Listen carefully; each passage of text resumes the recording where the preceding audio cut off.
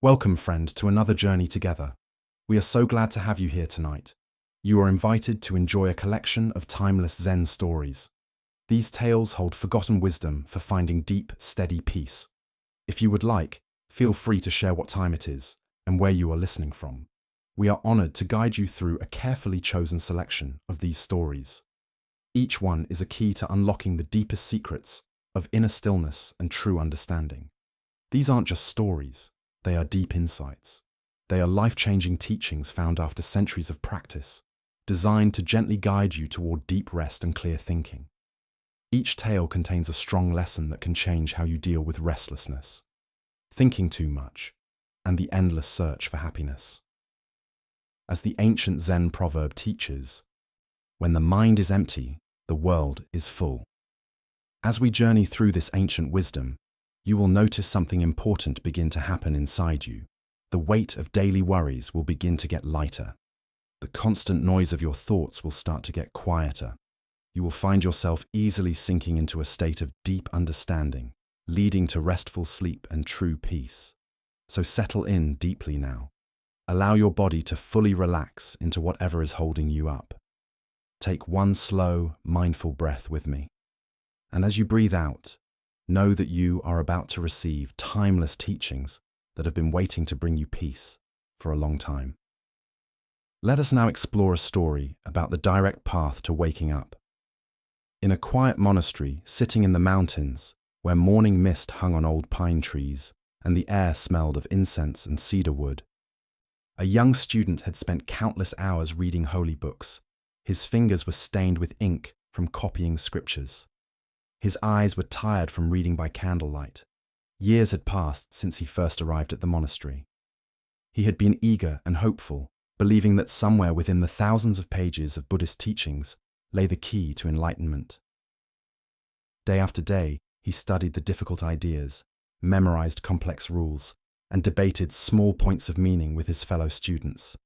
Yet, despite his hard work and good grades, he was missing something essential. The more he learned about the path, the further away the destination seemed to be. Books had become walls instead of bridges. Ideas had created confusion instead of clarity. On this particular morning, frustration finally took over. He gathered his courage and went to his Zen master's simple house. The wooden floors creaked softly under his feet as he entered the nearly empty room where his teacher sat in quiet meditation. Sunlight shone through paper screens, creating gentle patterns on the straw mats. The student bowed deeply, his heart heavy with disappointment.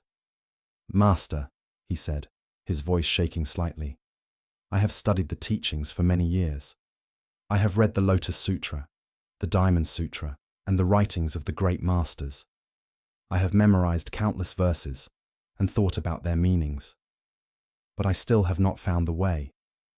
How may I enter the truth?" The master opened his eyes slowly, looking at his serious student with kindness. But instead of offering another lesson or telling him to read another book, the master simply sat in silence. His presence was still and alert. He was like a mountain that has seen countless seasons without being bothered by any of them. The student waited, expecting words of wisdom, perhaps a mention of a book he had missed or a practice he should do. Minutes passed. The silence stretched between them, growing deeper and more meaningful. From outside the room, through the open window, came the gentle sound of the river flowing in the valley below. The water moved over smooth stones, creating a soft, constant murmur that had been there all along but had gone unnoticed beneath the student's worried thoughts. The sound seemed to fill the space between master and student. It was not loud or demanding attention. It was simply present, like breath itself. After what felt like forever, the master finally spoke, his voice as gentle as the flowing water. "Do you hear the sound of that river?" he asked. The student, still focused on his question about finding the way, replied immediately, "Yes, master, I do." The master nodded slowly, a small smile touching his lips. "Enter from there." Upon hearing these words, something changed in the student's understanding. The sound of the river, which had been just background noise, suddenly revealed itself as the very teaching he had been looking for. In that instant, he realized that truth had been flowing constantly around him and through him. It was as easy to reach as his own hearing, and as immediate as this present moment.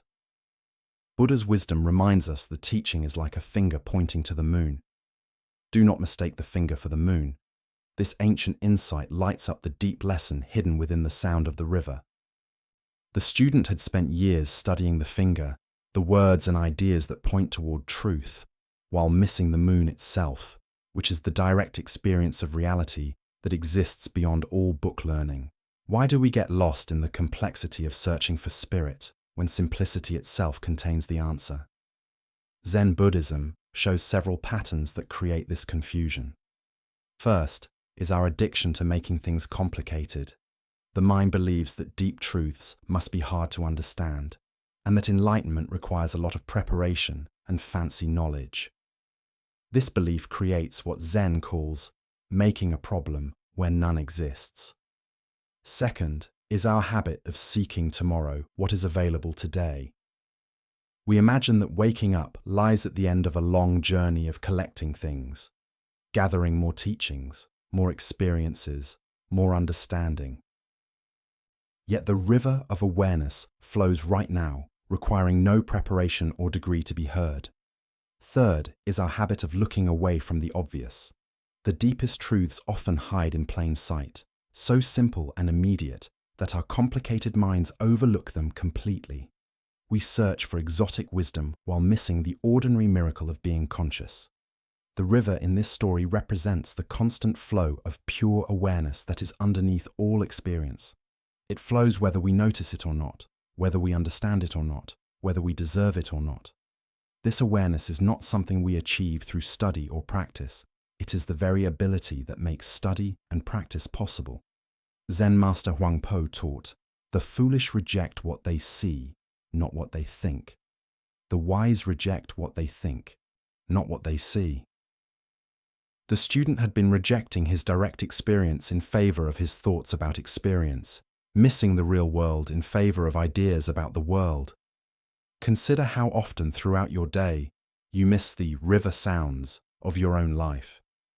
The breath moving through your body, the feeling of being alive in your hands, the open awareness in which all thoughts and emotions rise and go away.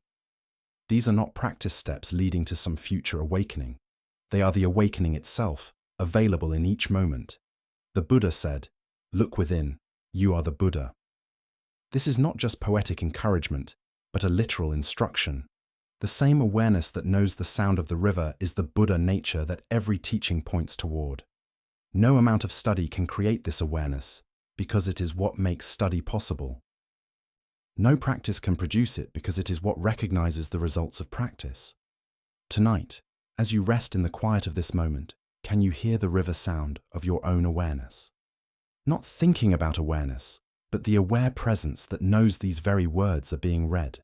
Can you enter from there, discovering that what you have been seeking has been present all along, as close as hearing itself? As the Buddha taught, what we are today comes from our thoughts of yesterday, and our present thoughts build our life of tomorrow. When we stop building complicated thoughts about truth and simply rest in recognizing what is already here, we discover that seeking ends where listening begins.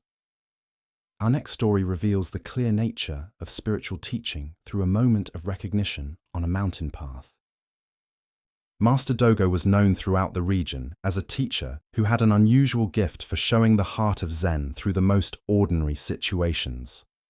Unlike many masters who relied on formal lectures or complex riddles, Dogo had a way of pointing directly to truth through whatever happened in the natural flow of daily life.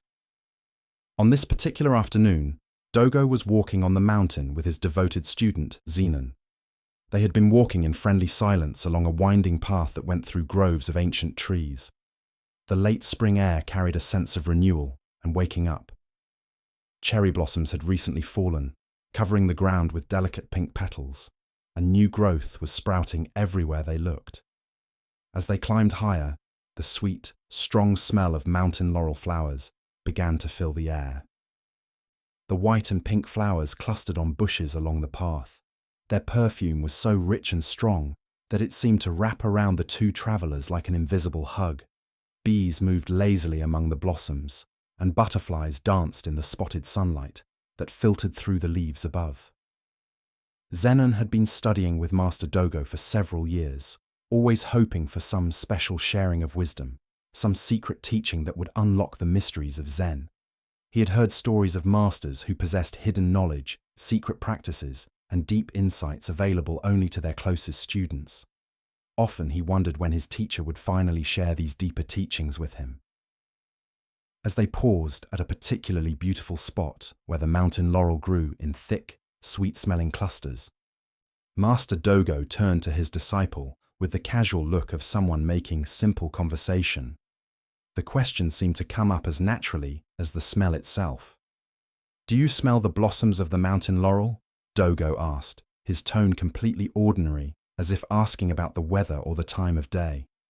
Zenon, still thinking about hidden teachings and secret wisdom, replied honestly, "Yes, Master, I do." Dogo paused, his eyes twinkling with gentle fun. He looked directly at his student with an expression of complete openness.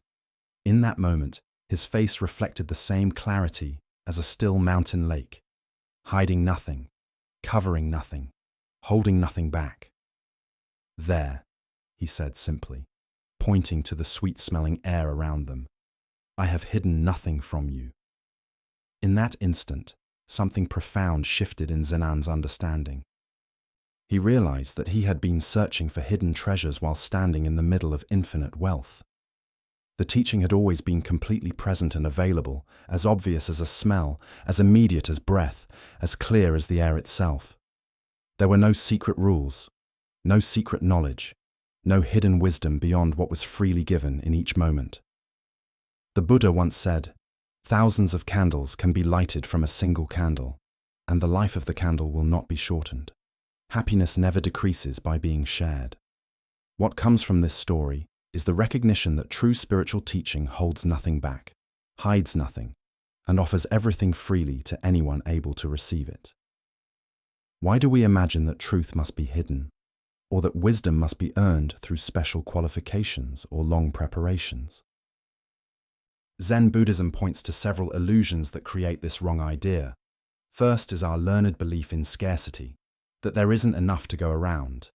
Having lived in a world where valuable things are hoarded, protected, and sold, we apply this same logic to spiritual truth, imagining that the deepest insights must be similarly rationed and restricted. Second is our attachment to being special. The ego wants exclusive access to unique knowledge that sets us apart from others. This desire for spiritual superiority creates the fantasy that waking up belongs only to a chosen few who have discovered secret pathways unavailable to ordinary people. Third is our misunderstanding of the teacher-student relationship. We imagine that masters possess something we lack, that they hold wisdom we must somehow get from them through proper behavior or enough devotion. This creates a dynamic of seeking and withholding rather than recognition and sharing. The mountain laurel fragrance represents the continuous availability of truth in our immediate experience. Like a smell, wisdom cannot be hoarded or hidden. It naturally spreads through everything it touches. The master's teaching is not something separate from the student's ability to receive it. Both the fragrance and the nose that smells it rise together in the same moment of experience. Zen teacher Bankei expressed this perfectly. "You are perfectly free right from the start. You don't have to achieve freedom." The very idea that you have to achieve something is what keeps you from realizing that you're already free. This freedom is not hidden behind years of practice or secret knowledge. It is as present as the ability to smell mountain laurel. Consider the hidden in plain sight teachings available in your own life right now. The warmth of kindness when you comfort a friend. The sudden joy that comes when you see beauty. The peace that naturally comes in moments of quiet presence. These are not early glimpses of some greater truth to come. They are the truth itself, offered freely without requirement or holding back. The Buddha taught, No one saves us but ourselves. No one can and no one may. We ourselves must walk the path. Yet this path is not a journey towards something that is missing, but a recognition of what is already fully present. The very ability to walk is the destination itself. Modern life often trains us to believe that valuable teachings must be complex, expensive, or exclusive. We attend workshops searching for hidden techniques, read books seeking secret formulas, and follow teachers hoping they will reveal what others have concealed. Yet the deepest teaching remains utterly simple and completely available: the direct recognition of what is already here. Tonight, as you breathe in whatever smells surround you, perhaps the scent of evening air, coffee, flowers, or simply the smell of home, can you recognize that nothing essential is being hidden from you? Can you smell the mountain laurel of this very moment, discovering that the teaching you seek has been offering itself freely all along? As the Buddha said, the whole secret of existence is to have no fear. Never fear what will become of you. Depend on no one. Only the moment you reject all help are you freed. In the clear sharing of truth, we discover that what we imagined was hidden was simply waiting for us to stop looking away from what is always already present. Our next story reveals a deep lesson about the nature of anger and how we project our feelings onto others. This is The Empty Boat. A young boatman, known for his hot temper, was ferrying his small wooden boat across a wide, misty river in the early morning hours. He took great pride in his steering skills and the care he brought to his work. But the slightest inconvenience or disruption could send him into a blazing rage. His reputation for explosive anger was well known among the other river workers, who often avoided him during his bad moods. On this particular morning, thick fog had settled over the water, making it hard to see more than just a few feet in any direction. The boatman squinted through the grey mist, carefully steering his vessel across the familiar waters. Suddenly, through the swirling fog, he saw another boat moving directly toward him on a crash course. "Hey, turn aside!" he shouted into the mist, his voice echoing across the water. "You're going to hit me. Can't you see where you're going?" But the other boat continued steadily forward, showing no sign of changing direction. The boatman's anger began to build as he shouted again, his voice now filled with fury. He cursed the other pilot's carelessness and lack of skill, his rage growing with each passing second. Despite his increasingly angry warnings, the other boat struck his own with a solid, jarring thud. Now boiling with anger, the boatman was ready to leap into the other vessel and give its foolish pilot a piece of his mind. He prepared himself for a fight, ready to unleash all his bottled-up frustration on the person who had so carelessly disrupted his morning journey. His fists were clenched, his face red with anger as he moved toward the other boat. But as he peered through the mist at the vessel that had struck him, he discovered something that stopped him completely. The boat was empty. There was no pilot at the steering wheel, no person to blame or confront. It was simply a drifting boat that had been carried into his path by the river's current. In that instant, his anger vanished completely. It was impossible to be furious at an empty boat. There was no target for his rage, no one to receive his harsh words. All the aggressive energy that had built up inside him suddenly had nowhere to go.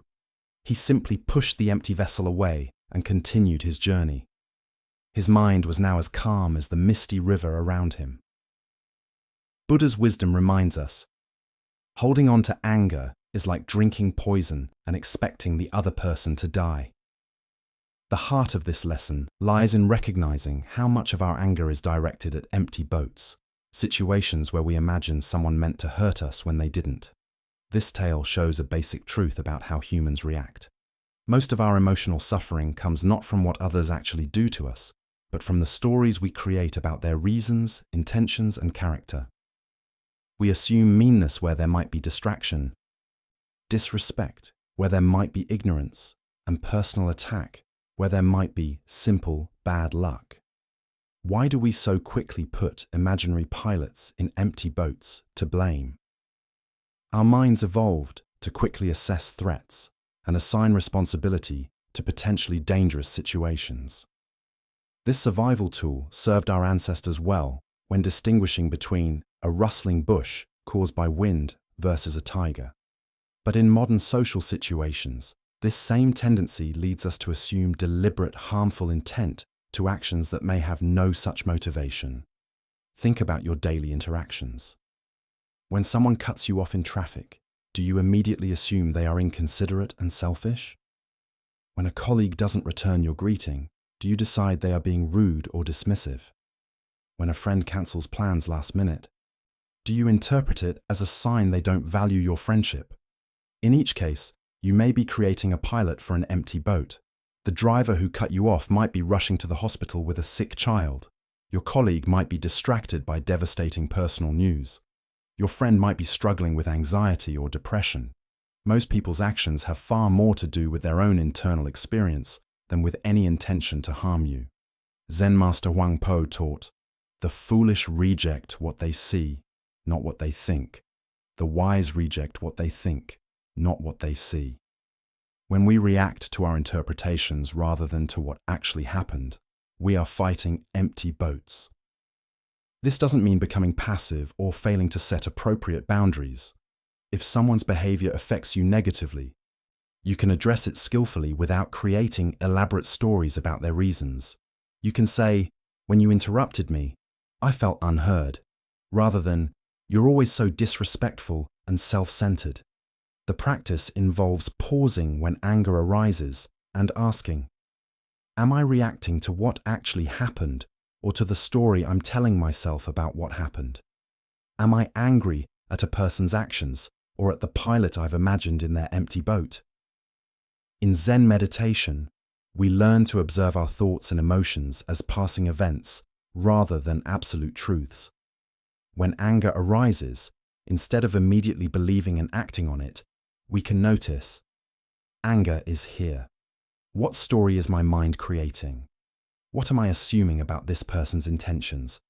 The Buddha said, "You will not be punished for your anger. You will be punished by your anger." Each time we put a mean pilot in an empty boat, we create suffering for ourselves.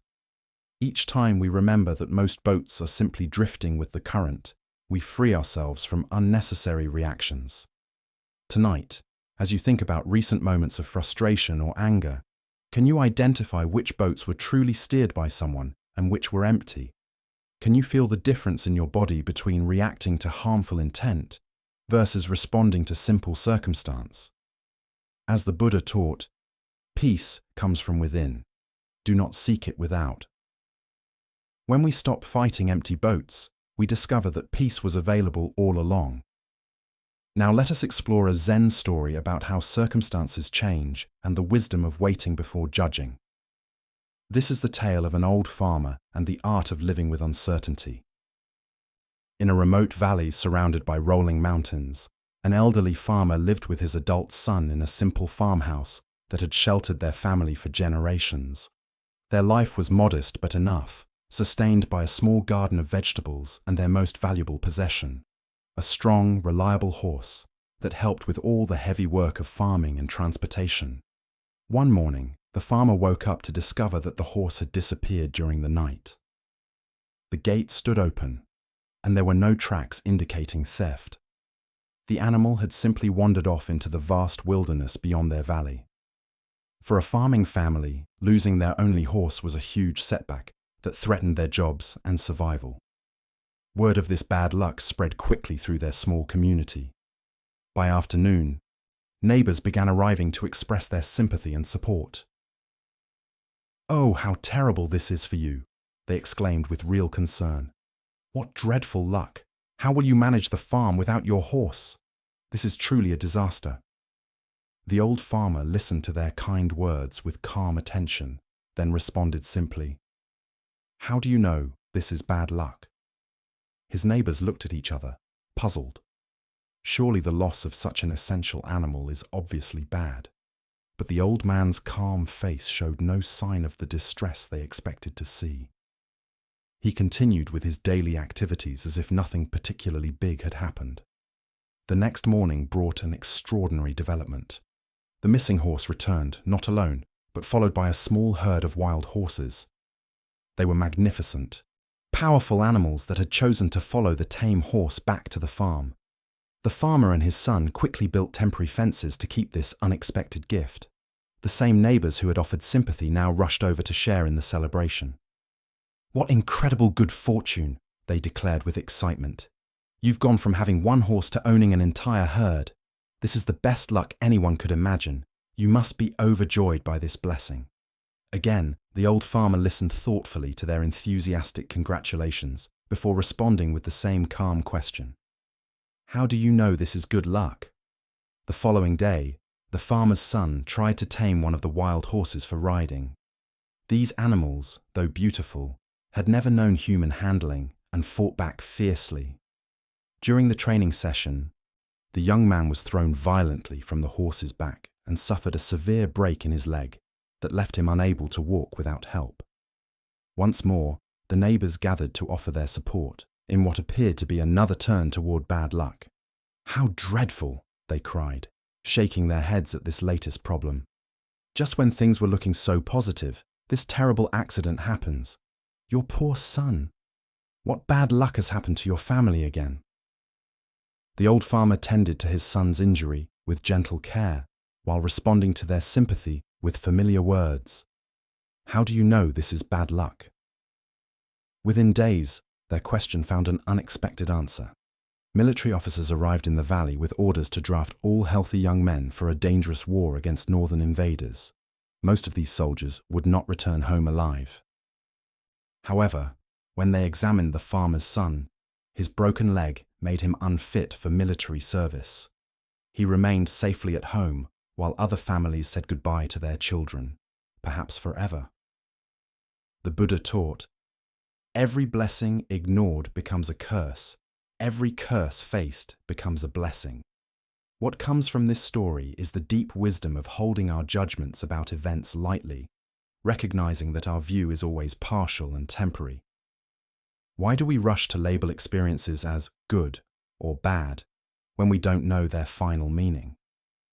Buddhist psychology explains that our minds seek the comfort of quick categories, preferring the illusion of understanding to the discomfort of uncertainty. We want to know immediately whether to celebrate or mourn, to relax or worry, to feel grateful or angry. This mental habit of instant judgment reflects a deeper pattern of trying to control our emotional responses by controlling how we interpret events. If we can quickly decide that something is good or bad, we believe we know how to feel and what to expect. This provides temporary relief, but often proves too early and wrong. The old farmer's repeated question, "How do you know?" points to what Buddhist philosophy calls "don't know mind." This isn't ignorance, but wisdom. It is the recognition that reality unfolds in ways too complex and connected for our limited view to fully understand. What appears devastating in the moment may prove helpful over time, while apparent blessings may carry hidden difficulties. Consider how many experiences in your own life have changed meaning as their consequences became clear. Perhaps a job rejection led to a better opportunity. Maybe a relationship ending created space for personal growth. Possibly an illness brought unexpected insights about what truly matters. The disappointment you felt at the time now seems misplaced, given what followed. This doesn't mean we should become emotionally numb or stop having natural responses to events. The farmer certainly wanted his horse back and felt concerned for his son's injury. But he separated, acknowledging immediate circumstances from creating elaborate stories about their ultimate meaning. Zen master Suzuki Roshi taught about beginner's mind, approaching each situation with fresh openness rather than decided assumptions about its meaning. When we practice this kind of mental flexibility, we become stronger and more responsive to changing conditions rather than rigid and reactive. The art of living that this story illustrates involves developing what Buddhists call equanimity. This is the capacity to remain present and responsive, regardless of whether circumstances align with what we want. This isn't passive giving up, but active engagement without attachment to specific outcomes. Buddhist teacher Pema Chodron describes this as learning to stay with the experience instead of immediately jumping to conclusions about what it means for our future happiness or security. When we can rest in not knowing, we often discover that our wisdom about how to respond comes naturally from the situation itself. The farmer's approach also demonstrates tremendous faith, not in specific outcomes, but in the fundamental trustworthiness of life's process. He acts skillfully with whatever happens while remaining open to possibilities beyond his current understanding.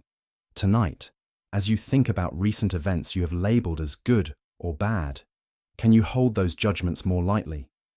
Perhaps you will discover that your peace of mind depends less on having good luck and more on developing the capacity to respond wisely to whatever happens. As the Buddha observed, everything changes. Nothing remains without change. Let us continue our journey with a story about wisdom, acceptance, and the art of timing. This is Ikkyu and the Broken Cup. The young Zen student Ikkyu was known even as a child for his quick wit and deep understanding, qualities that would later make him one of Japan's most respected masters. At the time of our story, he was studying at Ankokuji Temple under the guidance of the head priest, a strict but kind teacher who valued both discipline and insight in his students. The head priest owned a very precious teacup, an ancient piece of pottery that had been passed down through generations of temple masters. It was a rare and beautiful work of art with delicate painting and a subtle glaze that seemed to capture light in its depths. The priest treasured this cup above all his other possessions, and he often warned the young students never to touch it, keeping it safely displayed on a high shelf in the main meditation hall. One cold winter day, Ikkyu and his fellow students were playing quietly in the main room while their teacher was away on temple business. The ancient wooden floors creaked softly under their feet, and the late afternoon light filtered through the paper screens, casting long shadows across the straw mats. In their youthful excitement, the boys were perhaps a bit too energetic in their games. As Ikkyu moved quickly to catch a small ball, they were tossing back and forth. He accidentally knocked against the shelf where the precious cup sat. Time seemed to slow as he watched the treasured cup fall through the air and shatter into several pieces on the stone floor below. The sharp sound of breaking pottery echoed through the quiet hall like a bell announcing disaster. The other boys froze in terror, their faces pale with fear. They knew well the head priest's attachment to this cup, and could already imagine his anger when he discovered what had happened. Some of the younger students began to whisper anxiously about what punishment might await them all. But instead of panicking or trying to hide the evidence, Ikkyu remained remarkably calm. He quietly gathered the broken pieces, carefully examining each fragment before tucking them into the wide sleeve of his robe. Then he called his fellow students to sit with him in meditation posture, asking them to remain peaceful and centered. When they heard the sound of their teacher's footsteps returning to the temple, Ikkyu instructed them to stay exactly where they were. The head priest entered the room and immediately noticed that his prized cup was missing from its usual place. His eyes swept the room, taking in the unusually still and formal posture of his students. Before he could grow angry or begin questioning them, young Ikkyu approached him with a calm expression, his hands respectfully positioned behind his back. "Master," Ikkyu asked with genuine curiosity and respect, "why is it that all things must eventually die?" The head priest, recognizing a sincere spiritual question, set aside his concern about the missing cup and considered the question carefully. "That is the nature of existence itself," he answered gently. "Everything that is born is subject to decay and death. It is the fundamental law of impermanence that rules all things. We must learn to accept this truth if we wish to find peace." At that moment, Ikkyu brought the broken pieces of the teacup from behind his back and presented them to his master with a slight bow. "Master," he said with perfect composure and deep understanding, "it was time for your cup to die." The head priest looked at the shattered fragments, then into the young boy's clear, untroubled eyes. He saw no meanness, carelessness, or fear, only a deep acceptance of the very teaching he had just explained. Instead of becoming angry, A slow smile spread across his wrinkled face, and he began to laugh softly. As the Buddha observed, of all footprints, that of the elephant is supreme. Similarly, of all meditative themes, that on death is supreme. What comes from this story is a teaching about the relationship between wisdom and timing, between understanding that things don't last intellectually and living it when life demands it. The deeper lesson here lights up how true spiritual understanding changes how we relate to loss and change. Ikkyu didn't break the cup on purpose. But when the accident occurred, he neither denied the reality nor became paralyzed by fear. Instead, he used the moment as an opportunity to show and deepen everyone's understanding of a basic Buddhist truth. This pattern reveals itself throughout our lives when we cling to objects, relationships, or situations as if they were permanent. We invest our sense of security in things that are by their very nature temporary. A job, a home, a relationship, our physical health, our mental clarity, all are subject to the same law of impermanence that ruled the priest's precious cup. Why do we struggle so deeply with this obvious truth? Our attachment to permanence serves as a mental defense against the uncertainty of life.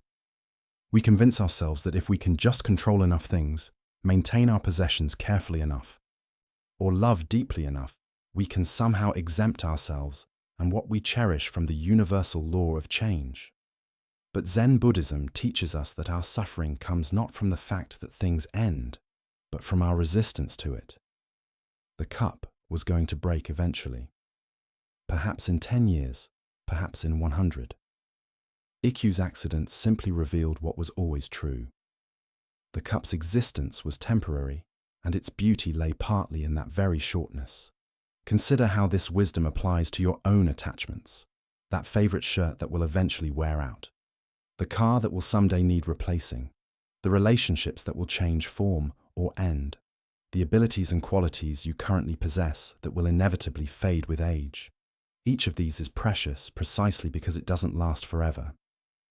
Zen master Suzuki Roshi said, "Each of you is perfect the way you are, and you can use a little improvement." This puzzle points to the same wisdom Ikkyu showed, accepting what is while remaining open to change and growth. This doesn't mean becoming detached or uncaring. The priest valued his cup and felt its loss. But Ikkyu's response invited him to hold that value within a larger context of understanding. We can love deeply while remembering that all forms are temporary, including the form of our love itself. The Buddha taught, "It is not what happens to you, but how you react to it that matters." When the inevitable breakages occur in our lives, the job loss, the diagnosis, the relationship ending, the death of someone dear, we have a choice in how we meet these moments. Tonight, as you consider what you are holding tightly in your life, can you imagine what it might feel like to appreciate these gifts while acknowledging their temporary nature? Can you find the wisdom to say, when the time comes, it was time for this to die, and mean it with the same peaceful acceptance that Ikkyu showed? As the Buddha reminded us, the trouble is, you think you have time. By embracing impermanence now, we discover a freedom that no loss can touch. Let us explore a story about the true nature of our emotional patterns. This is temper. In a peaceful monastery where cherry blossoms drifted like snow across stone pathways, a troubled man approached the famous Zen master Bankei. The visitor's face showed the weight of years of struggle, his shoulders tense with the burden he carried within. "Master," the man said, bowing deeply, "I have come seeking your wisdom because I suffer from a terrible problem. I was born with an uncontrollable temper that explodes without warning. No matter how hard I try to suppress it, this rage emerges and destroys my relationships, my peace, and my happiness. I have tried everything, meditation, prayer, even avoiding people altogether, but nothing works. Can you help me overcome this curse I was born with?" Bankei listened with gentle attention, observing not just the man's words, but the honesty in his voice and the real desire for freedom from suffering. The master's eyes held a knowing kindness, as if he could see something the visitor could not. "What a fascinating thing you describe," Bankei replied with genuine curiosity. "This terrible temper you were born with. I would very much like to see it. In fact, if you can show it to me right now, I will cure it for you immediately." The man paused, confused by this unexpected request. He looked within himself, scanning his inner world for the familiar flames of anger. But in this moment, sitting before the wise teacher in the quiet setting, he found only calm awareness. "Well, master, I don't actually have the temper right now," he admitted. "It's not here at this moment. It only appears suddenly when certain things happen. When someone criticizes me, or when I'm frustrated, or when things don't go as planned." Bankei nodded slowly, a gentle smile playing at the corners of his mouth. "Ah, I see. So, this temper that you claim you were born with, it's not actually with you right now. It only appears under certain circumstances. If it were truly something you were born with, something that was your essential nature, wouldn't it be present all the time?" The man's eyes widened as understanding began to dawn. If his anger was truly innate, truly part of his fixed nature, it would never leave him. But here he sat, completely calm, the anger nowhere to be found. "In that case," Bankei continued softly, "this short temper is not something built into you at all. The Buddha once said, 'Holding on to anger is like drinking poison and expecting the other person to die.' This ancient wisdom lights up the deep truth that anger, like all emotions, is not a permanent part of our identity, but a temporary feeling that we often mistake for who we are. Why do we convince ourselves that difficult emotions are just who we are?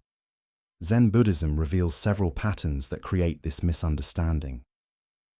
When we repeatedly experience certain emotional reactions, we begin to identify with them so completely that we cannot imagine ourselves without them.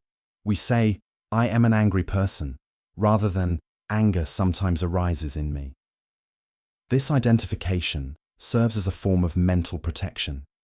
If we believe our reactions are fixed and unchangeable, we avoid the responsibility and the freedom that comes with recognizing our ability to respond differently. It feels safer to say, "This is just how I am," than to acknowledge the more empowering truth that we have a choice in every moment. Consider how often throughout your day you might declare aspects of your experience as permanent parts of your identity. "I'm not a morning person. I'm terrible with technology. I'm just naturally anxious." Each of these statements reinforces the illusion that our patterns are unchangeable, rather than simply habits that can be transformed through awareness and practice. Zen master Suzuki Roshi taught, "Each of you is perfect the way you are, and you can use a little improvement." This puzzle points to the truth that while our essential nature is already whole and complete, the patterns we have layered over that nature through training can be examined and shifted. The man in our story discovered what meditation practitioners call the gap, the space between thoughts, the pause between reactions, where our true nature exists untouched by temporary emotional weather. In that gap, he could see clearly that anger was not his identity, but simply a conditioned response that arose under certain circumstances. When we recognize that our difficult emotions are visitors rather than permanent residents, we can greet them differently. Instead of "I am angry," we might observe, "Anger is rising." This subtle shift creates space for the emotion to be present without consuming our entire identity. Tonight, as you think on the patterns you might have labeled as just who you are, can you find the spaces where these patterns are absent? Can you locate the aware presence that remains constant whether anger, sadness, or joy is present? As the Buddha taught, you are not your thoughts, you are not your emotions, you are the awareness that observes them. In recognizing this difference, we discover the freedom that was always available beneath our learned responses. Let us now turn to a story about generosity in the face of poverty and the deep recognition of what truly cannot be stolen. This is The Moon in the Window. Master Ryokan lived in conditions of voluntary simplicity that would have challenged even the most committed monk. His small mountain hut contained almost no possessions, no treasures, no valuable objects, no collections of any kind that might tempt a thief or provide security for the future. His few belongings consisted only of the most basic necessities, worn robes, simple eating bowls, and perhaps a book or two for study.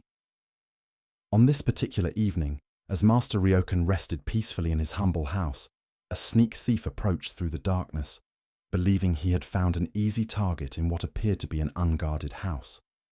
The thief moved carefully, avoiding any sounds that might alert the owner to his presence, and managed to slip inside the hut undetected. Once inside, however, the burglar quickly discovered the reality of the master's lifestyle. He searched systematically through the small space, examining every corner where valuables might be hidden, but found absolutely nothing worth stealing. There were no coins, no jewelry, no fine fabrics, no tools of value, nothing that could be easily carried away and sold for money or traded for necessities. The thief stood in the middle of the empty room, frustrated and disappointed by this complete lack of anything worth taking. He had risked getting caught and potential punishment for what appeared to be a completely useless attempt. After spending time and effort on this nighttime job, he was faced with the prospect of returning home empty-handed. With nothing to show for his criminal efforts, just as the discouraged thief was preparing to leave in defeat, Master Ryokan's voice emerged gently from the darkness. Rather than shouting for help or expressing anger at this break-in, the master spoke with the kind of kind concern he might show toward any guest who was having trouble. "Wait," the master called softly. "Don't leave yet." The thief froze, expecting to be confronted, accused, or perhaps threatened with consequences for his attempted robbery. Instead, he watched in amazement as Master Ryokan quietly rose from his sleeping area and began removing the old cotton-quilted blanket that provided his warmth during the cool mountain nights. Without a word of blame or any indication that he considered this break-in a violation, the master folded his bedding carefully and offered it to the confused thief. "Here," he said simply, "take this. You've come all this way and deserve something for your trouble." The thief accepted the unexpected gift in stunned silence, unsure how to respond to such extraordinary generosity from someone he had intended to rob. This was unlike any encounter with a victim he had ever experienced. The master's kindness left him speechless and somehow ashamed of his original plans. As the confused burglar departed with the master's bedding, Master Ryokan stood in his doorway and noticed that the moon had risen over the eastern mountains, casting its peaceful light across the landscape. The beauty of this sight inspired him to write a poem that captured both his physical situation and his spiritual understanding. Left untouched by the thief in his haste, the moon in the window. Buddha spoke of this when he said, "Thousands of candles can be lighted from a single candle, and the life of the candle will not be shortened. Happiness never decreases by being shared." This tale shows a teaching about the difference between material wealth and true abundance, and the recognition that our deepest treasures cannot be taken by any outside force. This ancient wisdom lights up our relationship with possessions, security, and the fear of loss that dominates so much of human experience. Master Ryokan's response to the thief reveals someone who understood that genuine wealth consists not in what we collect, but in our capacity for generosity, compassion, and appreciation of beauty that requires no ownership. The master's immediate impulse to give something to the disappointed thief demonstrates a revolutionary understanding of abundance. Rather than feeling like a victim of someone who had tried to take from him, he experienced concern for someone who seemed to be in need. His poverty became a source of generosity rather than a reason for defensiveness or fear. Why do we typically respond to attempted theft with anger, outrage, and desire for punishment rather than compassion for the thief's desperation? This reaction stems from our identification with our possessions as extensions of ourselves and our belief that being robbed somehow lowers our worth or security. But Master Ryokan's response suggests a different relationship with material goods, one based on caretaking rather than attachment. His poem about the moon reveals the profound teaching at the heart of this story. The thief could take material objects, but could never steal the master's appreciation of beauty, his capacity for wonder, his ability to find joy in simple natural events. These internal treasures, peace, contentment, appreciation of beauty, remain completely beyond the reach of any external threat. The image of the moon in the window represents all the gifts that life offers freely to anyone with eyes to see them. Beauty, mystery, natural wonder, and the kind of wealth that increases rather than decreases when shared. The thief left with fabric that would eventually wear out, but the master retained access to beauty that would never fade and joy that no one could take away. This teaching reveals the difference between having and being. Material possessions require constant protection, can be lost or stolen, and often create more anxiety than genuine security. But the qualities of mind that Master Ryokan embodied, generosity, peace, appreciation, become stronger through expression rather than weaker through sharing. We can observe similar dynamics in our own relationship with loss and theft. When someone takes something from us, do we focus primarily on what we have lost or on our capacity to respond with wisdom and compassion? Can we recognize opportunities to practice generosity even in situations that initially seem to call for defensive reactions? The story also points us toward understanding true security. Master Ryokan felt safe, not because he had strong locks or security systems, but because he had nothing worth stealing in normal terms and everything worth having in spiritual terms. His security came from inner wealth rather than external accumulation. Zen practice cultivates what might be called non-possessive appreciation, the ability to enjoy beauty and goodness without needing to own or control them. When we can appreciate the moon without needing to possess it, we access a form of wealth that no money trouble can threaten. Additionally, our minds tend to assume that living simply means suffering or sacrifice. But Master Ryokan's story suggests the opposite, that reducing our attachment to collecting things can actually increase our access to the forms of wealth that truly matter. His poverty became a doorway to generosity rather than a limit on his ability to give. The thief's fast departure suggests that he recognized something in the master's response that challenged his entire way of understanding value and security. Being met with kindness instead of anger, generosity instead of defense, probably planted seeds that would continue growing long after he left the mountain hut. Beyond this, there emerges a teaching about the transformative power of unexpected responses. By meeting attempted theft with spontaneous giving, Master Ryokan created a moment of grace that had the potential to change not only the thief's immediate experience, but his entire understanding of human nature. Tonight, as you consider what you most fear losing and what you consider your greatest treasures, can you tell the difference between the possessions that can be taken from you and the qualities of awareness that remain completely beyond any outside threat? What would it mean to invest more energy in developing the kind of wealth that increases through sharing rather than decreases through loss? As the Buddha taught, in the end, just three things matter: how well we have lived, how well we have loved, how well we have learned to let go. The moon in the window represents the eternal treasures that remain available to anyone who has learned to let go of attachment while remaining open to the beauty and wonder that no thief can ever steal. Let us explore a story about finding sweetness in the middle of danger. This is The Wandering Monk and the Strawberry. A wandering monk was walking through a peaceful field, enjoying the warmth of the sun on his face and the gentle rustling of grass in the breeze. His mind was calm, focused on the beauty of the present moment as he had trained himself to be through years of meditation practice. Suddenly, the quiet silence was shattered by a fierce roar. A massive tiger emerged from the tall grass, its golden eyes fixed upon him with hunting focus. The monk's heart raced as he turned and ran. His robes flapped behind him as the tiger chased him.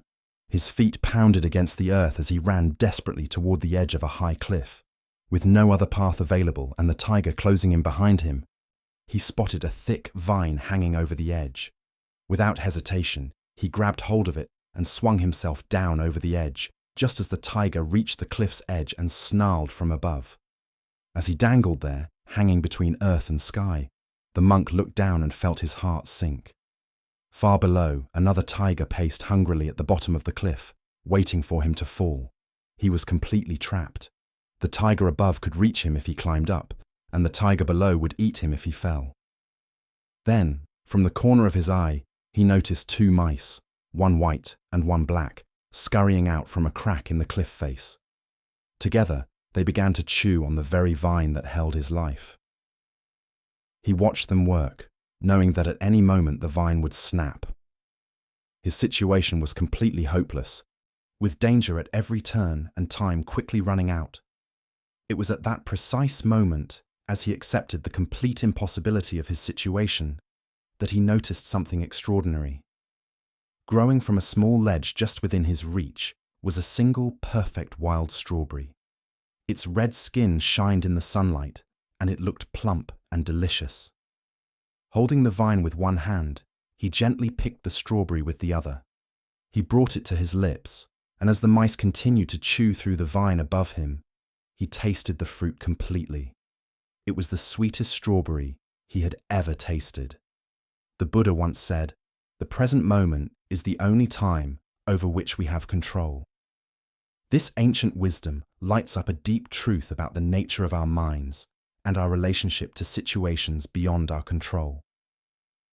The deeper teaching here reveals that life constantly places us between tigers, the regrets and wounds of our past above us, and the fears and worries of our future below. The white and black mice represent the endless cycle of days and nights, constantly chewing away at the vine of our life. Yet, even in this dangerous position, hanging between dangers we cannot escape, moments of pure sweetness remain available to us. Why do we find it so difficult to taste the strawberry when tigers surround us? Zen Buddhism points to our learned habit of projecting ourselves into past regrets or future fears, missing the immediate reality of what is actually happening now. When we are consumed with what was or what might be, we become blind to the present moment's gifts. This pattern reveals itself constantly in modern life. During a stressful work presentation, we might miss the support in a colleague's encouraging smile. While worrying about money, we overlook the warmth of our morning coffee. In the middle of an argument, we fail to notice a moment of unexpected kindness. The strawberries are always there, but our minds are elsewhere.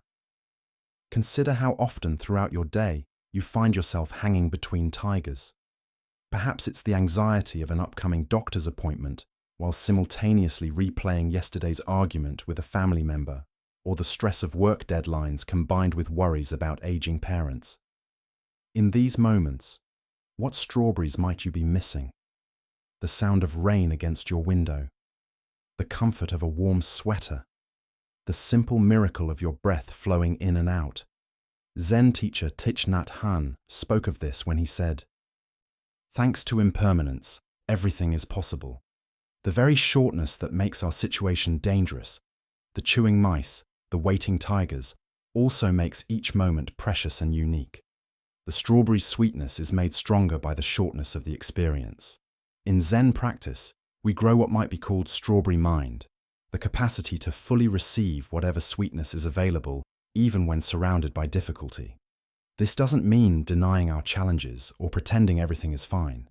Rather, it means developing the ability to hold both realities at the same time, acknowledging our vulnerable position while remaining open to unexpected gifts.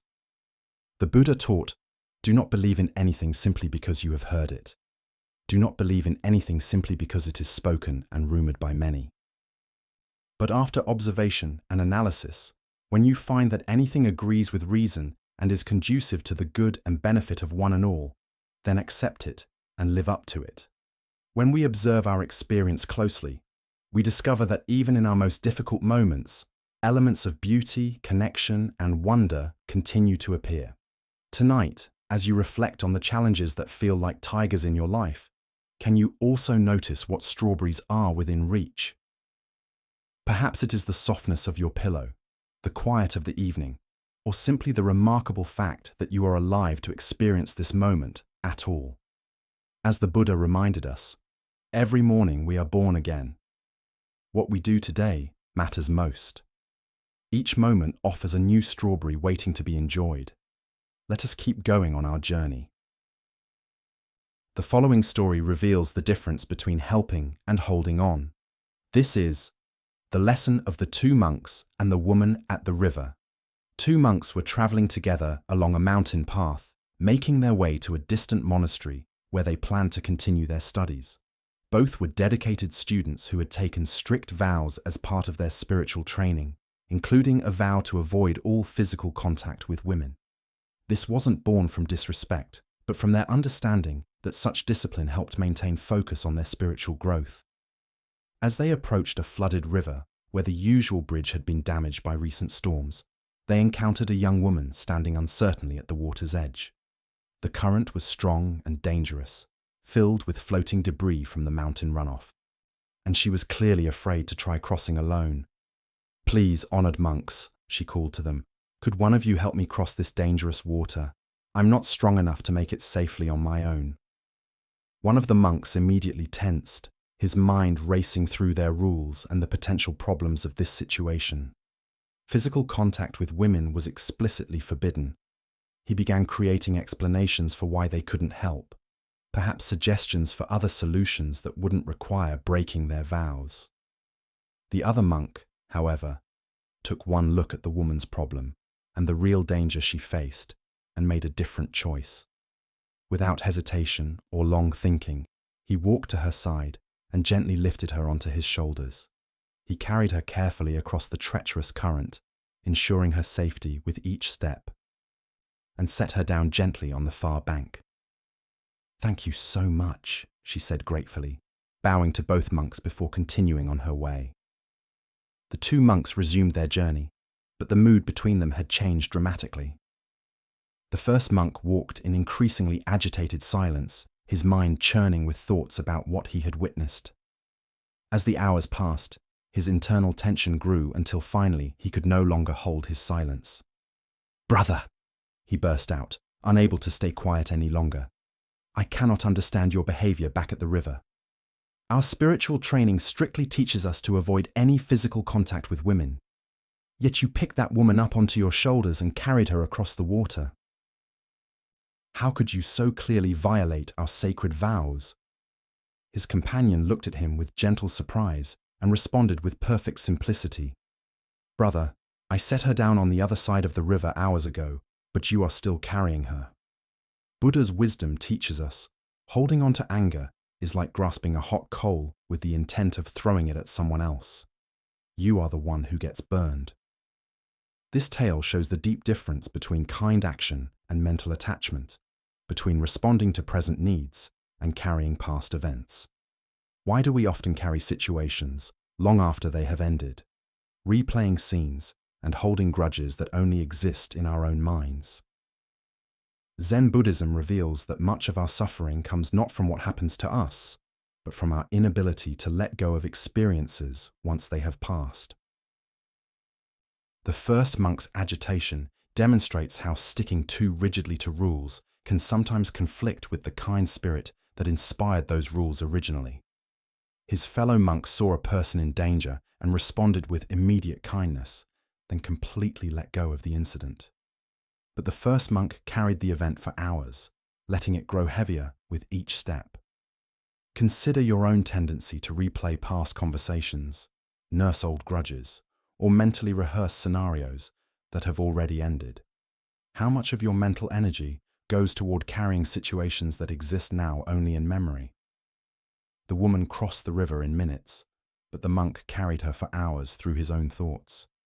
This teaching applies to far more than dramatic violations of rules.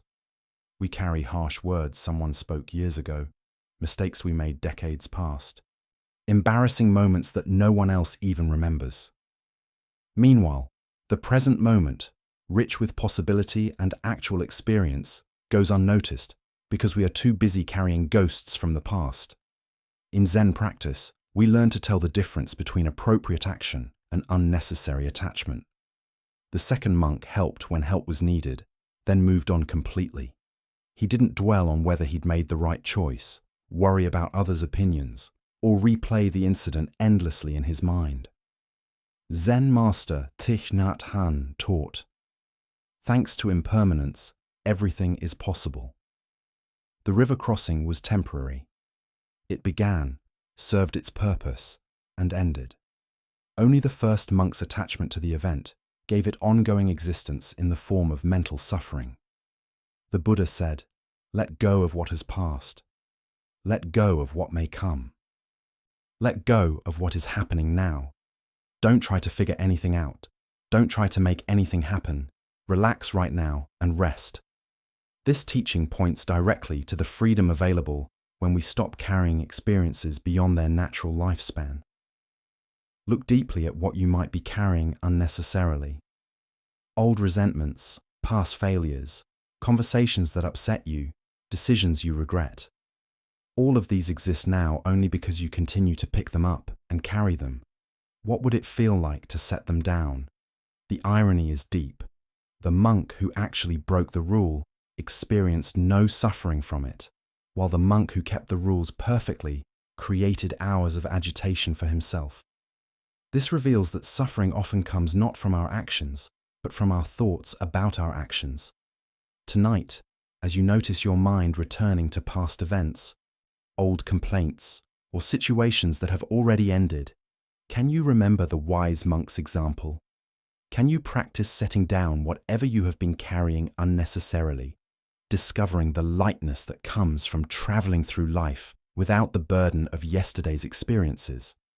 As Buddha's wisdom reminds us, in the end, only three things matter: how well we have lived, how well we have loved, how well we have learned to let go. True spiritual practice isn't about perfect rule following, but about responding appropriately to what is actually present, then releasing it completely to make space for whatever comes next. Now let us explore a story about the patient path to wisdom and the puzzle of wanting things too fast. This is The Teaching of the One-Eyed Student. In a peaceful valley surrounded by cherry trees, a young man had heard stories of a famous Zen master whose students achieved deep realization through hard practice. Filled with spiritual ambition and eager to transform his life, the young seeker traveled many days to reach the master's monastery, his mind burning with determination to reach enlightenment as quickly as possible. When he finally arrived, dusty from the road and bright with enthusiasm, he immediately asked to see the master. The old teacher received him in a simple room overlooking a garden where monks moved slowly among vegetables and flowers, their movements unhurried and graceful. "Master," the young man said, bowing earnestly, "I have come to study Zen with complete dedication. I am willing to work harder than anyone has ever worked before. Tell me, if I apply myself with absolute focus and steady effort, how long will it take for me to find Zen?" The master sat quietly for a long moment, watching the young man's eager face, noting the tension in his shoulders and the urgent energy that radiated from his posture. Finally, he replied thoughtfully, 10 years. The student's eyes widened with surprise. 10 years seemed like such a long time when enlightenment felt so urgent, so necessary for his happiness. Surely with the right approach, the process could be faster. "But master," he said, leaning forward intently, "what if I work very, very hard and really apply myself to learn fast? What if I meditate longer than the other students, study more books, practice more intensely? How long then?"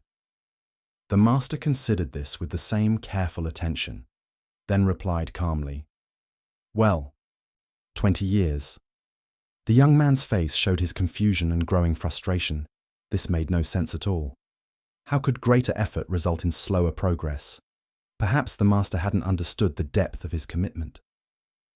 "But master, I don't think you understand how serious I am about this," he said, his voice rising slightly with urgency. "What if I really, really work at it? What if I dedicate every waking moment to practice, sleep only when absolutely necessary, and push myself beyond all normal limits? Surely then I could achieve realization much faster. How long would it take then?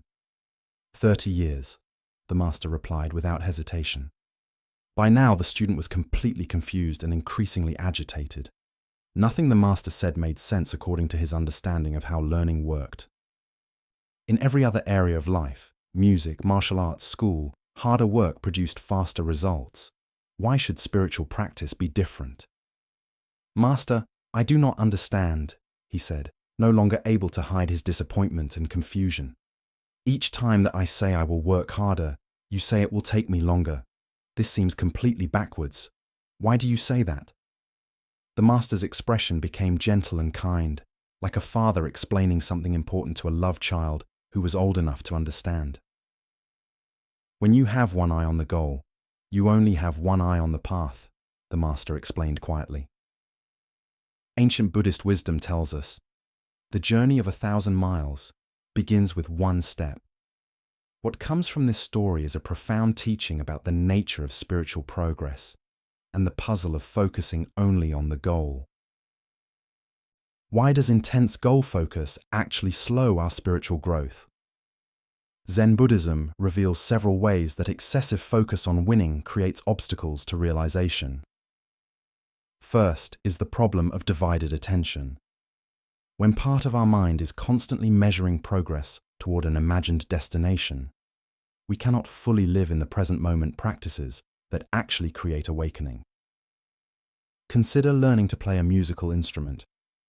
If you spend half your practice time obsessing about when you'll be good enough to perform publicly, that energy isn't available for the careful attention to finger placement, rhythm, and tone that develops skill.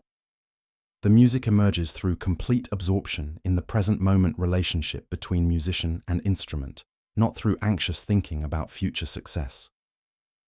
Second is what Zen calls gaining mind, the subtle grasping that turns spiritual practice into a transaction. When we practice meditation to get enlightenment, study texts to collect wisdom, or grow compassion to become better people, we are approaching the path as consumers rather than participants. This gaining mind creates a fundamental split between who we think we are now and who we imagine we need to become. The Buddha said, "What you are looking for is where you are looking from." This deep teaching points to the very heart of the master's lesson. Zen is not something we get, but something we recognize. It is not a destination we reach, but the very awareness with which we walk the path. This ancient wisdom lights up why urgent seeking often defeats itself. When we are frantically chasing enlightenment, we are operating from the assumption that our present experience is somehow not enough or incomplete. But Zen teaches that the seeking mind itself is the very awareness we are trying to find. Look deeply at your own experience of learning and growth. Haven't your most deep insights often come when you weren't actively trying to have insights? Perhaps while walking in nature, washing dishes, or simply sitting quietly without a plan. These moments of natural awareness reveal what the master was pointing toward. That wisdom emerges when we stop dividing our attention between here and there, now and then. Zen Master Huangpo taught, "Your everyday mind, that is the way." This teaching invites us to examine our relationship to spiritual practice itself. Are we practicing to become someone different? Or are we practicing to recognize who we already are? Are we walking the path to get somewhere else? Or are we discovering that the path itself is the destination? The student's mistake wasn't his desire for realization, but his assumption that it existed somewhere other than in his present moment experience. Each time he proposed working harder, he was actually moving further from the natural awareness that practice reveals. Like trying to catch your own shadow by running faster, the more urgently you chase it, the more it seems to flee. In Zen practice, we grow what's called just sitting, meditation without gaining mind, without agenda, without dividing attention between practice and goal. This doesn't mean we become passive or lose our dedication. Instead, we bring wholehearted attention to each moment of practice, allowing insights to emerge naturally rather than forcing them through willful effort. consider how this teaching might apply to other areas of your life. Perhaps in relationships, where trying too hard to be loved often pushes others away. Or in creative work, where forcing ideas typically produces stiff results, while relaxed attention allows natural creativity to flow.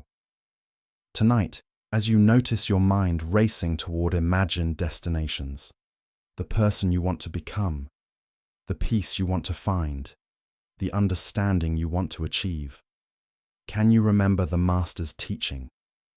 Can you gently return both eyes to the path, discovering that the journey itself contains everything you thought you were seeking at its end? Buddha spoke of this when he said, "There is no way to happiness. Happiness is the way." By walking the path with undivided attention, we discover that what we thought lay at its end was present in every step. As we continue our journey through the wisdom of Zen Buddhism, let us explore a story about changing our relationship with suffering. This is the tale of the salt and the lake. In a quiet monastery nestled among rolling hills, there lived an aging master known for his patience and wisdom. Among his students was a young apprentice whose heart had become heavy with complaints about life's difficulties. Each morning, the apprentice would arrive with fresh grievances. "Master, why is life so hard? Yesterday my meditation was disturbed by noise. Today my back aches from the hard floor. When will this suffering end?" His voice carried the weight of someone who had listed every small discomfort until they had grown into an overwhelming burden. The master listened with infinite patience, but as days turned to weeks, he recognized that words alone would not shift his student's view. One crisp morning, as golden sunlight streamed through their simple dwelling, the master made an unusual request. "My dear student," he said gently, "I need you to go to the kitchen and bring me some salt. Just a handful will be enough." The apprentice, puzzled by this simple task, obeyed. He returned with cupped palms containing coarse white crystals. "Now," the master instructed, producing a small glass of water. "Place all of that salt into this glass and drink it." The young man hesitated. "Master, that seems like far too much salt for such a small amount of water." "Trust the process," the master replied. "Drink." The apprentice poured the salt into the glass, watching the crystals dissolve into a cloudy, unappetizing mixture. He lifted it to his lips and took a large gulp, immediately making a face as the intensely bitter taste filled his mouth. "How does it taste?" the master asked. "Bitter," the apprentice spat. "Terribly, overwhelmingly bitter. I can barely stand it." The master chuckled softly. "Excellent. Now bring that same amount of salt and come with me." Together, they walked in quiet thought until they reached the shores of a clean mountain lake. The water stretched before them like a mirror, reflecting the sky so perfectly that it was difficult to tell where earth ended and heaven began. "Now," the master said, "place this handful of salt into the lake." The apprentice walked into the shallow water and opened his hands, watching as the salt crystals scattered across the lake's surface, quickly dissolving without leaving any visible trace. "Drink from the lake," the master instructed. The young man cupped the lake water in his hands and brought it to his lips. The water was clean, refreshing, with the pure taste of mountain streams. "How does it taste?" the master asked. "Much better," the apprentice replied, genuinely surprised. "Clean and pure." "Do you taste the salt?" the master asked gently. The student paused, paying careful attention. "No," he said slowly. "I don't taste any salt at all." The master sat beside his student on a smooth stone at the water's edge. His worn hands reached out to clasp the young man's hands in deep kindness. "My dear student," the master said, "the pain of life is pure salt. No more, no less. The amount of pain in existence remains constant, but the amount of bitterness we experience depends entirely on the container we put that pain into." The apprentice listened with new understanding. "When you are in pain," the master continued, "the only thing you can truly control is your response. You can choose to be a small glass where every grain of salt overwhelms your senses. Or you can choose to make your sense of things bigger, to become like this vast lake where the same salt dissolves harmlessly into something much greater. The master paused. Stop being a glass, my friend. Become a lake. The Buddha once said, pain is certain, suffering is optional. This basic teaching reveals the heart of our relationship with difficulty. We cannot eliminate the challenges woven into human life, but we have tremendous power over how that pain affects us. What comes from this story is understanding about our mind itself. Our awareness is not fixed in size. It can shrink into the narrow space of a glass where every difficulty looks huge, or it can expand into the spaciousness of a lake where the same difficulties become manageable. Why do we often choose to be the glass rather than the lake? First is our tendency toward pain nearsightedness, becoming so focused on discomfort that it fills our entire mind. Second is our habit of making stories, taking a single painful event and creating elaborate tales about how unfair life is. Third is the comparing mind, measuring our pain against an imaginary standard of how life should be. The lake perspective doesn't pretend real pain isn't there or suggest doing nothing. Rather, it offers a skillful way of relating to inevitable challenges that doesn't add necessary suffering to them. From lake consciousness, we can respond to problems more creatively because we are not overwhelmed. Zen master Thich Nhat Hanh taught, thanks to impermanence, everything is possible. From the lake perspective, we remember that everything rises and passes away within the vast space of awareness. Today's crisis becomes tomorrow's memory. We become a lake through practices that naturally expand awareness. Meditation teaches us to rest in open presence. Gratitude helps us notice experiences beyond immediate difficulties. Helping others reminds us that our pain is part of shared human experience. Tonight, as you think about current challenges, can you sense the difference between experiencing them from glass consciousness versus lake consciousness? What would it feel like to allow your awareness to expand beyond the immediate intensity of difficulties to include the huge context of this moment? As the Buddha taught, if you want to know your mind, sit down and observe it. If your mind is clear, happiness will come. The clarity he speaks of is not the absence of salt, but the spaciousness to hold it skillfully. In becoming lakes rather than glasses, we discover that pain can become a gateway to deeper compassion and freedom. Let us now turn to a story about the basic truth that rules all experience. This is the teaching of the meditation student and the wise reminder. A young student had been practicing meditation for several months with serious dedication. Each morning and evening, he would sit quietly on his cushion, close his eyes, and attempt to follow the breathing techniques his teacher had shown him. Some days, the practice felt natural and peaceful, but recently, he had been struggling with what seemed like constant distraction and discomfort. On this particular morning, he could barely sit still for 5 minutes before frustration overwhelmed him. His mind raced with thoughts about work, relationships, and a dozen small worries. His legs ached from sitting in an unfamiliar position, and despite his best efforts to focus on his breath, he found himself constantly pulled away by mental chatter and physical restlessness. After what felt like hours, but was probably only 20 minutes, he gave up on his practice and went to find his meditation teacher. He found the elderly monk tending a small garden behind the meditation hall, peacefully pulling weeds in the early morning sunlight. "Teacher," the student said, his voice heavy with disappointment and self-criticism, "my meditation is horrible. I can't focus on anything. I feel so distracted and scattered. My legs ache constantly, and I keep falling asleep when I'm not distracted. Everything about my practice feels wrong. It's just horrible."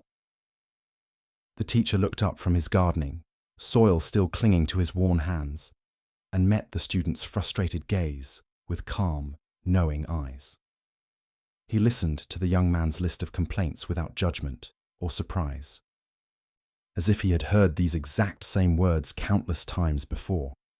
"It will pass. the teacher said matter-of-factly, then returned to his weeding as if nothing unusual had occurred. The student stood there for a moment, somewhat taken aback by the shortness and seeming lack of care in the response. He had expected detailed advice, perhaps some new technique, or at least some comfort about his difficulties. Instead, he received just 3 simple words. Feeling somewhat unsatisfied, but having nothing more to say, he returned to his room to think about this mysterious guidance. Over the following days, the student continued his practice despite his frustrations. Gradually, something began to shift. The intense distraction started to go down. His body adjusted to the sitting position, and moments of genuine peace began to emerge between the chaos of thoughts. By the end of the week, his meditation had changed completely. Excited by this positive change, he once again sought out his teacher, this time finding him sweeping leaves from the temple courtyard. The student's face glowed with enthusiasm and relief. "Teacher," he exclaimed, "my meditation is wonderful now. I feel so aware, so peaceful, so alive during my practice. My mind is clear, my body is comfortable, and I am experiencing the most beautiful states of consciousness. Everything about my meditation is just wonderful." The teacher paused in his sweeping, looked at the student with the same calm expression he had worn the week before, and gave exactly the same response. "It will pass." This time, the student heard the deeper teaching.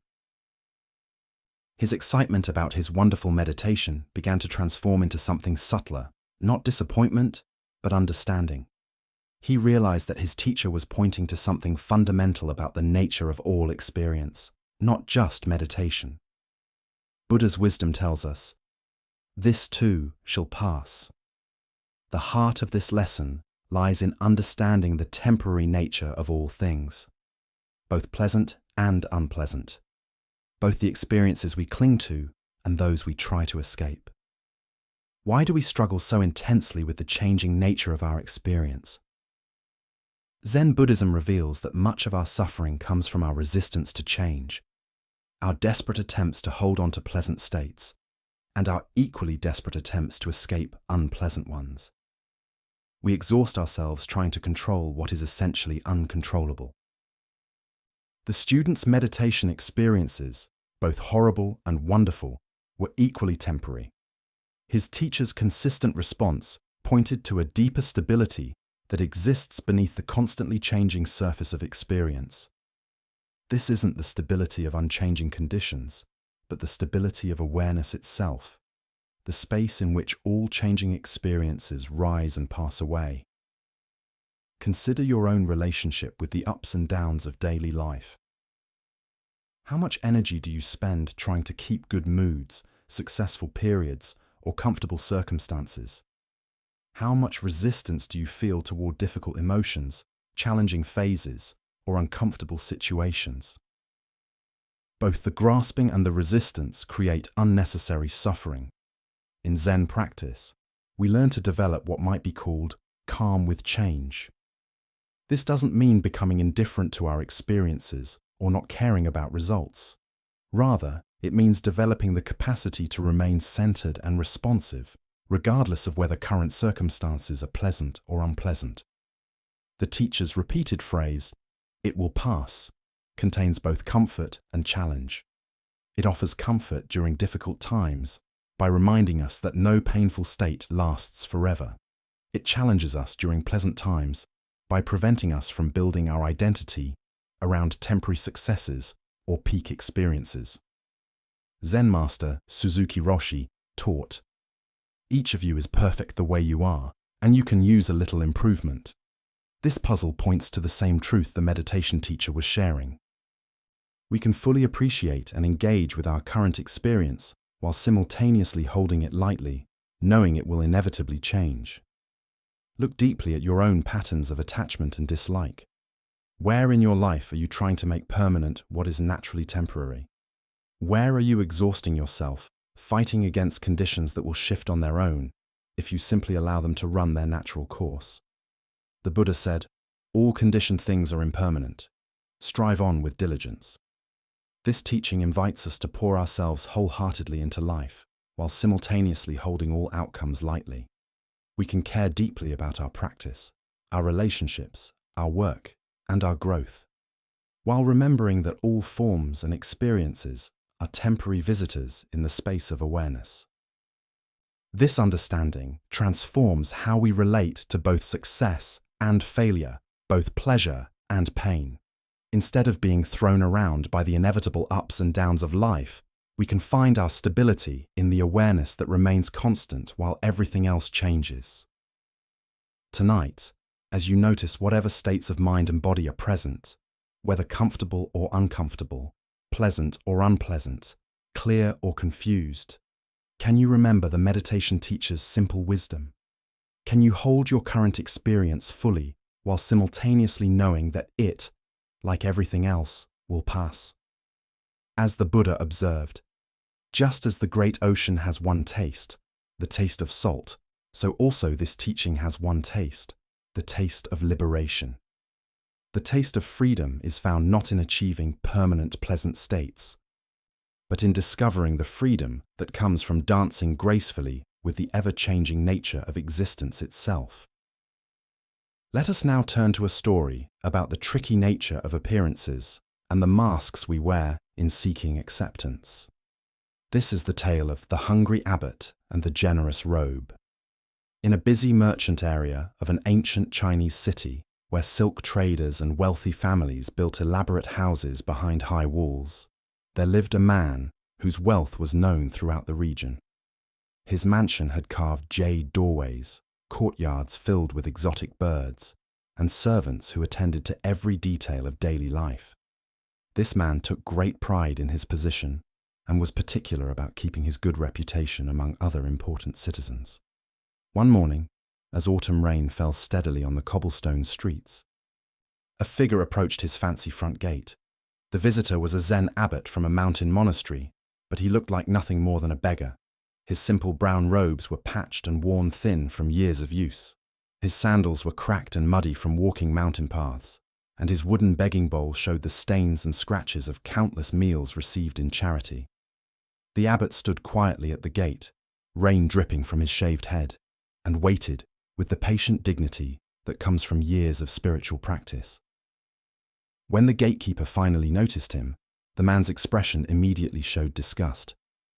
"What do you want, beggar?" the gatekeeper asked harshly, not bothering to bow or show any respect. "This is the house of an important man. We have no scraps for wanderers." "I am travelling and seeking alms," the abbot replied gently. "Perhaps your master would offer a simple meal to a monk." The gatekeeper looked him up and down with obvious scorn. These ragged clothes, this worn appearance. Clearly, this was just another homeless person trying to take advantage of his master's house. "Be gone," he commanded. "My master does not waste food on beggars. Seek your charity elsewhere." The abbot accepted this rejection without anger or argument. He simply bowed, turned, and walked back into the rain, his empty bowl tucked beneath his arm. Several hours later, as the afternoon sun broke through the clouds, the same figure returned to the same gate. But now everything had changed. The abbot wore his formal ceremonial robes, rich golden silk embroidered with detailed patterns, a magnificent purple sash across his shoulders, and prayer beads carved from precious wood. His manner remained humble, but his appearance now spoke clearly of high spiritual rank and monastery wealth. This time, when the gatekeeper saw him approaching, his entire attitude transformed. "Welcome, honored master," he exclaimed, bowing deeply. Please enter. My master will be so pleased to receive such a famous visitor." The rich man himself hurried out to greet the abbot personally, offering elaborate bows and flowery words of welcome. "Venerable sir, what an honor for our humble household. You must join us for our finest meal. Please allow us to serve you." They ushered the abbot into their most elegant dining room, where servants quickly prepared a huge feast. Delicate fish, perfectly seasoned vegetables, fragrant rice, and sweet desserts filled the low table. The rich man sat opposite the abbot, beaming with pride at his ability to host such an important religious figure. As the first course was served, the abbot did something completely unexpected. Instead of eating, he carefully removed his beautiful ceremonial robe and folded it with great attention. Then, with deliberate precision, he placed the folded robe directly in front of the feast, as if it were the honored guest.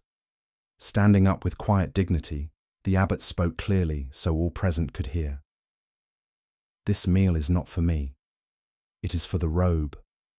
Without another word, he walked out of the house, leaving behind both the magnificent feast and the rich man's shocked realization of his own shallow judgment. Buddha's wisdom reminds us, judge not by appearances. A rich heart may be under a poor coat. Here we discover how our obsession with outside appearances creates barriers to genuine human connection and spiritual understanding. Why do we judge others so quickly based on their clothing, symbols of status, or outward look? Zen Buddhism points to our conditioned mind's habit of creating categories and levels based on surface appearances. This mental shortcut allows us to feel we understand people without the more challenging work of seeing their true nature. The rich man's household represents a pattern we all recognize in ourselves. How differently do we treat the well-dressed stranger versus the poorly dressed one? How does our attention change when someone mentions their impressive job title versus their humble job? How does our respect shift when we learn someone's wealth or poverty? This ancient wisdom lights up our tendency to project worth onto external symbols rather than recognizing the inherent dignity of every person. The abbot remained exactly the same person in both encounters. His wisdom, compassion, and spiritual realization were unchanged by his clothing. Yet the household's treatment of him transformed completely, based solely on appearances. Look deeply at your own patterns of judgment. Perhaps you find yourself making assumptions about people in expensive cars versus old vehicles, designer clothes versus thrift store finds, fancy addresses versus modest neighborhoods. Each of these judgments reveals how we have been trained to equate external appearance with internal worth. The story points us toward a basic question about being real. If we receive different treatment based on our presentation, which version of ourselves is real? Are we the person in casual clothes running errands, or the person dressed professionally for important meetings? Are we the one seeking help, or the one offering it? In Zen practice, we grow what's called original face, the authentic self that exists beneath all roles, costumes, and presentations. This original face doesn't change whether we are wearing rags or ceremonial robes. Whether others treat us with respect or dismissal, Zen Master Bankei taught, "Your original face is not born and does not die." This teaching invites us to recognize that our essential nature, our capacity for awareness, love, and wisdom, remains constant regardless of how others perceive us or how we present ourselves to the world. The abbot's teaching was not just for the rich man, but for all of us who might witness his story. By feeding the robe instead of himself, he revealed how often we relate to people's masks rather than their essence. We honor the title, the clothing, the symbols of status, while missing the actual human being present before us. Consider how this insight might transform your daily interactions. The server at your restaurant, the clerk at the store, the person asking for directions, each carries the same essential dignity as the most honored guest. The challenge is seeing past the uniforms, the circumstances, the social roles to the original face beneath. This doesn't mean we ignore practical realities or social rules, but that we hold them more lightly. We can acknowledge someone's professional role while remembering their fundamental humanity. We can dress appropriately for occasions while knowing our worth doesn't depend on our wardrobe. Tonight, as you consider the various roles and presentations you act out throughout the day, can you sense the unchanging awareness that witnesses all these temporary costumes? Can you feel the original face that remains constant, whether others see you as important or invisible? The Buddha said, "Better than 1,000 hollow words is one word that brings peace. The abbot's silent gesture spoke more powerfully than long sermons about equality and compassion. By walking away from the feast prepared for his appearance rather than his essence, he offered a teaching that continues to resonate across centuries. As we continue our journey through the wisdom of Zen Buddhism, let us turn to a story about the difference between fighting and flowing. This is the teaching of the old man and the waterfall. In a mountain village where a fast river carved its way through ancient rocks, an old Taoist sage often walked along the water's edge, observing the interplay between the flowing current and the solid stones that tried to redirect its path. The villagers knew him as a gentle, thoughtful man who seemed to understand something deep about the natural world that others missed. One afternoon, as storm clouds gathered and rain began to fall, the river swelled with unusual force. The current grew violent and unpredictable, rushing toward a high waterfall that dropped into a rocky gorge below. Most people avoided the area during such conditions, knowing that anyone who fell into the rapids would face almost certain death against the sharp rocks at the bottom of the falls. The old man, however, had been caught by the sudden storm while walking along his usual path. As he tried to make his way back to safety, the muddy bank gave way beneath his feet. Before he could catch himself, he tumbled into the raging water and was immediately swept away by the powerful current. Villagers who witnessed his fall cried out in horror. They ran along the riverbank, helplessly watching as the old man was carried toward the waterfall by waters too violent and swift for any rescue attempt. They could only watch in sadness as he disappeared over the edge, plunging into the churning chaos below. Everyone assumed the worst. No one could survive such a fall, especially not an elderly man with limited strength. The villagers prepared themselves to search for his body downstream once the waters calmed enough to make such a search possible. But to their amazement, as they hurried toward the base of the waterfall, they saw the old man emerging from the water far below, completely unharmed. He walked calmly to the shore, water streaming from his clothes, and sat down to rest as peacefully as if he had simply taken a refreshing swim on a pleasant day. The villagers rushed to him, unable to believe what they had witnessed. "How is this possible?" they asked in wonder. "How did you survive that terrible fall? The water was so violent, the rock so dangerous. By all reason, you should have been killed." The old man smiled at their concern and amazement. He wrung water from his sleeves and considered their question carefully before answering. "I survived," he said simply, "because I accommodated myself to the water, not the water to me. When I felt myself falling, I did not fight against the current or try to force it to change direction. Without thinking, I allowed myself to be shaped by it. When the water wanted to go down, I went down. When it swirled, I swirled with it. Plunging into the whirlpool, I came out with the whirlpool. I became like the water itself. And this is how I survived." The villagers listened in silence, beginning to understand that they had witnessed something far more than a lucky accident. They had seen a demonstration of a deep principle that the old man had spent years learning from his careful observation of the natural world. As the Buddha taught, nothing is permanent. Everything is subject to change. Being is always becoming. Here we discover the wisdom of working with life's currents rather than exhausting ourselves in useless resistance to forces beyond our control. Why do we instinctively fight against difficult circumstances when flow and adaptation might serve us better? Zen Buddhism reveals that our ego mind believes it can control outside conditions through force of will. But this approach often creates more suffering than the original difficulty. The old man's survival wasn't mere luck. It was the result of understanding something essential about the nature of existence itself. When we align ourselves with the natural flow of events, rather than demanding that life fit our preferences, we often discover resources and possibilities that resistance makes invisible.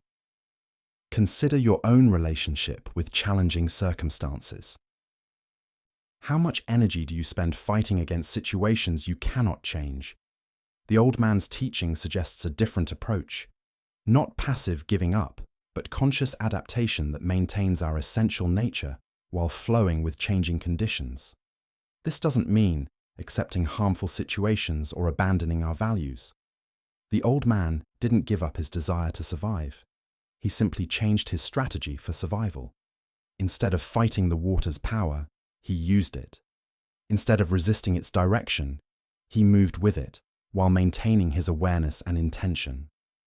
In relationships, careers, and personal challenges, we often face similar choices. We can exhaust ourselves trying to force outcomes, control other people's behavior, or make outside circumstances fit our expectations. Or we can learn to work skillfully with what is actually present, finding creative ways to achieve our deeper purposes through accommodation rather than force. Zen master Lao Tzu taught, "Water is fluid, soft, and yielding, but water will wear away rock which cannot yield and is destroyed." The old man embodied this teaching, demonstrating that apparent weakness can be a source of tremendous strength when applied with wisdom. The Buddha said, "Hatred does not cease by hatred, but only by love. This is the eternal rule." This principle extends beyond hatred to all forms of resistance. Problems are rarely solved by fighting against them directly, but by understanding their nature and finding ways to work with the underlying forces involved. Look deeply at a current source of stress or conflict in your life. Where are you trying to force the water to change direction rather than learning to swim with it? What would it mean to accommodate yourself to the situation while maintaining your essential values and intentions? Tonight, as you encounter the inevitable currents of daily life, unexpected changes, difficult people, circumstances beyond your control, can you remember the old man's wisdom? Can you find ways to maintain your center while flowing with forces you cannot change? Discovering that sometimes the most direct path to your goals is the one that appears to go around obstacles rather than through them. Buddha's wisdom reminds us, in the end, just three things matter: how well we have lived, how well we have loved, how well we have learned to let go. Learning to flow with life's currents is ultimately about letting go of our need to control everything while maintaining our ability to respond wisely to whatever arises. Like water, we can be both powerful and yielding, both persistent and adaptive, both strong and gentle. Our next story speaks to the moment when understanding goes beyond effort. This is No Water, No Moon. The nun Chiono had devoted many years to intense Zen study and practice. She spent countless hours in meditation, wrestling with profound riddles and thinking about the deepest teachings of the Buddha. Her dedication was steady. She rose before dawn each day, sat in perfect posture through pain and discomfort, and approached her spiritual practice with the kind of fierce determination that impressed even her teachers. Despite her sincere efforts and obvious commitment, enlightenment continued to escape her. She could understand the concepts intellectually, speak nicely about emptiness and oneness, and even guide other students through basic meditation techniques. But the final breakthrough, the direct realization that would transform her understanding completely, remained just beyond her grasp. Years passed this way. Chiono began to feel a growing frustration with her practice. She watched as other students seemed to achieve insights that remained mysterious to her. She questioned her methods, intensified her efforts, and sometimes wondered if she lacked some essential ability for awakening that others possessed naturally. One night, after a particularly long day of meditation and study, Chiono was walking slowly back to her small room. She carried an old wooden water pail that she had filled at the well earlier that evening. The pail was ancient, held together by strips of bamboo that had grown worn and weak with age. It had served faithfully for many years, but she could feel it becoming increasingly fragile in her hands. As she walked through the moonlit courtyard, she became mesmerized by the sight before her. The full moon hung perfectly in the dark sky above, its bright light illuminating the temple grounds with a soft, ghostly light. But what captured her attention was the reflection of that moon in the water she carried. There, contained within her humble pail, was a perfect, unbroken circle of light. The moon itself, complete and bright, held in water. She walked carefully, almost respectfully, watching this reflected moon dance gently with each step she took. The image was so clear, so perfect, that it seemed as real as the moon in the sky above. For a moment, she felt she was carrying something sacred, transporting this bright presence from the well to her room. Suddenly, without warning, the aged bamboo strips that held the pail together finally gave way. The bottom of the bucket fell out completely, and all the water rushed to the ground in a single fast motion. In an instant, the reflection of the moon vanished completely. With no water, there was no moon. At that precise moment, watching the reflected moon disappear as the water hit the earth, Chiono experienced complete freedom. All her years of seeking, striving, and effort suddenly revealed themselves as unnecessary. The very thing she had been chasing, enlightenment, awakening, understanding, had never been separate from her to begin with. Like the moon's reflection, it had appeared to exist independently, but it was simply the natural expression of what was already present. Buddha spoke of this when he said, "Look within. You are the Buddha." The deeper teaching here shows us that spiritual realization often comes not through collecting things, but through releasing them. Not through grasping, but through letting go. This ancient tale lights up a basic puzzle in all spiritual seeking. We begin the path believing that enlightenment is something we must acquire, achieve, or attain through effort and discipline. We imagine it as a distant goal, a state of mind we don't currently possess, but might earn through enough practice and dedication. Chiono's years of sincere effort weren't wasted. They were necessary preparation, like softening the soil before planting seeds. But her breakthrough came precisely when she stopped trying to capture and hold on to spiritual realization, and instead witnessed its natural appearing and disappearing. Why do we find it so difficult to recognize what is already present? The seeking mind creates the very separation it hopes to overcome. When we believe that awakening exists out there or in the future, we overlook the awareness that is reading these words right now, the consciousness that experiences thoughts and emotions without being limited by them. Consider how this pattern plays out in your own spiritual life or personal growth. Do you sometimes feel like you are chasing insights, trying to grasp peace, or working to achieve a state of mind that seems just beyond reach? The very effort to capture these experiences can prevent us from recognizing that the awareness capable of seeking is already what we are seeking. This doesn't mean giving up all spiritual practice or personal growth efforts. Chiono's years of discipline created the conditions for her realization, but it does point toward a different relationship with practice, engaging wholeheartedly while holding the results lightly, like carrying water that might spill at any moment. Zen Master Bankei expressed this understanding when he said, "The unborn is the Buddha mind itself. When you have realized this fact, the Buddha mind with which you were born from your mother has done the Buddha's work from the very beginning." What we are seeking in meditation, therapy, or personal growth is the recognition of what was never absent.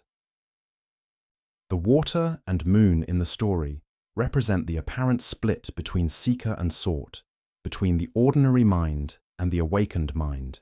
As long as we believe these are separate, that the moon exists independently in the water, we try to protect and preserve our spiritual experiences. But when the container breaks, we discover that the separation was an illusion. This teaching extends beyond formal spiritual practice into every area of life where we chase happiness, success, or fulfillment as if these were objects to be acquired rather than expressions of our true nature. The perfect relationship, the ideal job, the peaceful state of mind. These are often reflections we try to capture and hold, not recognizing that their essence is already present in our capacity to appreciate and seek them. In Zen practice, we learn to trust the process of natural unfolding, rather than forcing insights or demanding particular experiences. Sometimes the most deep understanding comes when we stop trying so hard to understand. When we let the bottom fall out of our containers and allow our carefully constructed spiritual images to dissolve, the Buddha taught, "The one who has conquered himself is a far greater hero than he who has defeated 1,000 times 1,000 men." The victory Chiono achieved was not victory over ignorance, but recognition that the battle itself was based on a misunderstanding. Tonight, as you reflect on your own seeking and striving, can you imagine what it might feel like to let the bottom fall out of your spiritual container? What would happen if you stopped trying to capture and hold on to your insights and instead trusted the natural wisdom that already powers your seeking? As the Buddha reminded us, within you there is a stillness and a sanctuary to which you can retreat at any time and be yourself. Perhaps what we are looking for has been looking through our eyes all along. As we continue our journey through the wisdom of Zen Buddhism, let us explore a story about the difference between passive surrender and active compassion. This is the parable of the lion and the fox. In a land where drought had lasted many months and both humans and animals struggled to find food, there lived a man whose heart burned with spiritual longing. Every day he prayed with desperate intensity, asking for the awareness and wisdom that would bring success to his life. His prayers were sincere, but filled with anxiety, for he had tried many approaches to wealth, various jobs, different strategies, numerous plans. Yet nothing had brought him the security and happiness he sought. His frustration grew as his resources ran out, and his situation became increasingly dangerous. There must be some secret to life that I'm missing, he thought. Some spiritual principle that once understood will unlock the doors to abundance and peace. One night, after hours of intense prayer, he fell into a deep sleep and began to dream. In his dream, a voice spoke to him with crystal clarity. "Go into the forest tomorrow morning. There you will find the understanding you seek." The man woke with his heart pounding with excitement and hope. This felt different from ordinary dreams. The voice had carried such authority, such certainty. Without delay, he prepared simple supplies and set out at first light for the ancient forest near his village. For several hours, he wandered among tall trees and winding paths. His eyes searched for some sign, some teacher, some revelation that would provide the answers to his prayers. The morning air was cool and smelled of wildflowers, but his anxiety made it difficult to appreciate the natural beauty surrounding him. As midday heat began to build, exhaustion forced him to rest beside a small stream. He sat on a smooth rock, wondering if he had misunderstood the dream's message, when movement caught his eye between two large rocks in a shaded spot nearby. To his amazement, he discovered a fox lying peacefully in the cool space. But this fox had no legs. Where its limbs should have been, there were only healed scars.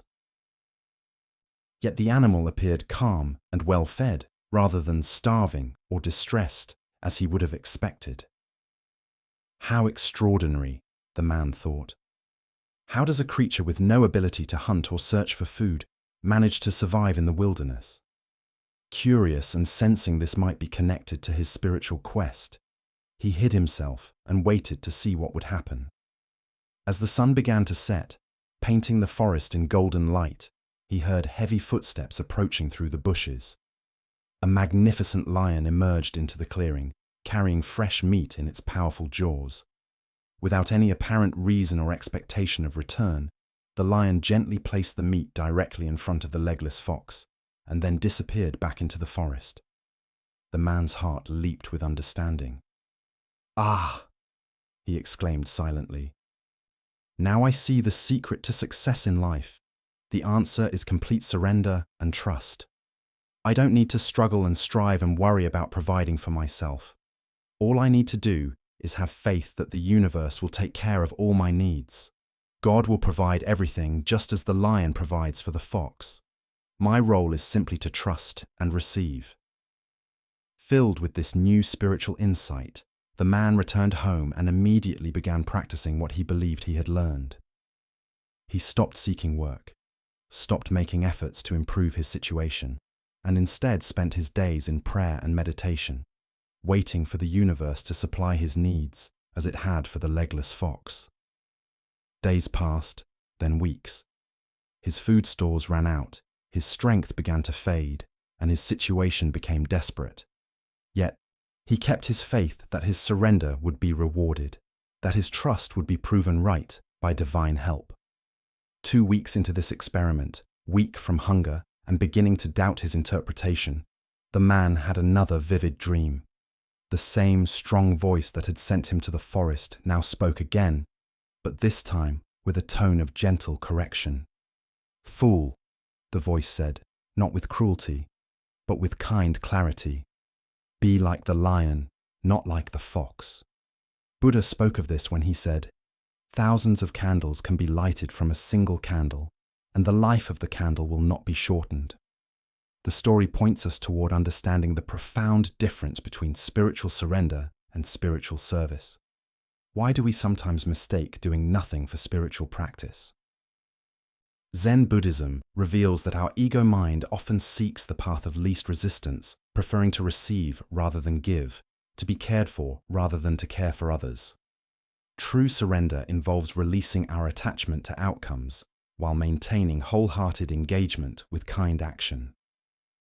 The man's initial interpretation represented a common spiritual misunderstanding: the belief that faith means waiting for outside forces to solve our problems. But genuine spiritual maturity involves recognizing our responsibility to be the hands and heart through which kindness flows into the world. Look deeply at your own relationship to giving and receiving. Are there areas where you have been waiting for others to provide what you could offer yourself? Perhaps waiting for someone else to create the community you long for, to start the project you have imagined, or to show the kindness you wish to see in the world. This ancient wisdom lights up the difference between victim consciousness and co-creator consciousness. The fox, through no choice of its own, required care and received it through the lion's generosity. But humans possess abilities the fox lacks: intelligence, creativity, the ability to plan and provide not only for ourselves but for others who truly cannot provide for themselves. The deeper teaching here shows us that spiritual awakening doesn't exempt us from worldly responsibility, but transforms how we engage with it. True faith isn't passive waiting, but active participation in the web of connection that binds all beings. We are called to be both lion and fox, receiving grace when we genuinely need it, and offering strength when others require our support. Consider the people in your life who might be in the fox's position through circumstances beyond their control: illness, age, disability, or temporary crisis. And consider the areas where you have lion-like capacities, skills, resources, energy, or opportunities that could serve others' well-being. Zen Master Dogen taught, "To study the Buddha way is to study the self. To study the self is to forget the self. To forget the self is to be actualized by myriad things." This teaching points toward the natural movement from self-focus to selfless service that marks spiritual maturity. The man's transformation from seeking to be cared for to recognizing his calling to care for others represents the shift from spiritual greed to genuine practice. Instead of using spirituality to get what we want, we begin using our gifts to give what others need. In Zen practice, we grow what's called the Bodhisattva ideal, the wish to work for the freedom of all beings, rather than seeking only our own comfort and security. This doesn't mean we neglect our genuine needs, but that we hold them within the larger context of everyone's well-being. The Buddha said, "If you light a lamp for somebody, it will also brighten your path."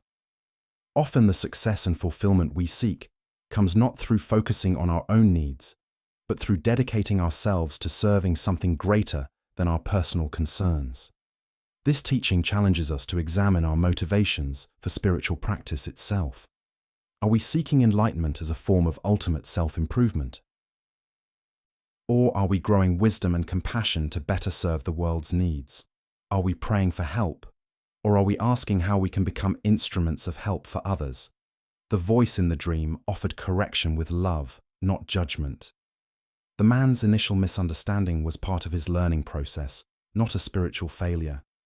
Sometimes we need to experience our own helplessness before we can understand our power to help others. Tonight, as you consider the gifts and abilities you have been given, can you sense how they might be intended not just for your own security, but for the welfare of others? Can you feel the difference between spiritual seeking that focuses on what you can get and spiritual practice that asks what you can give?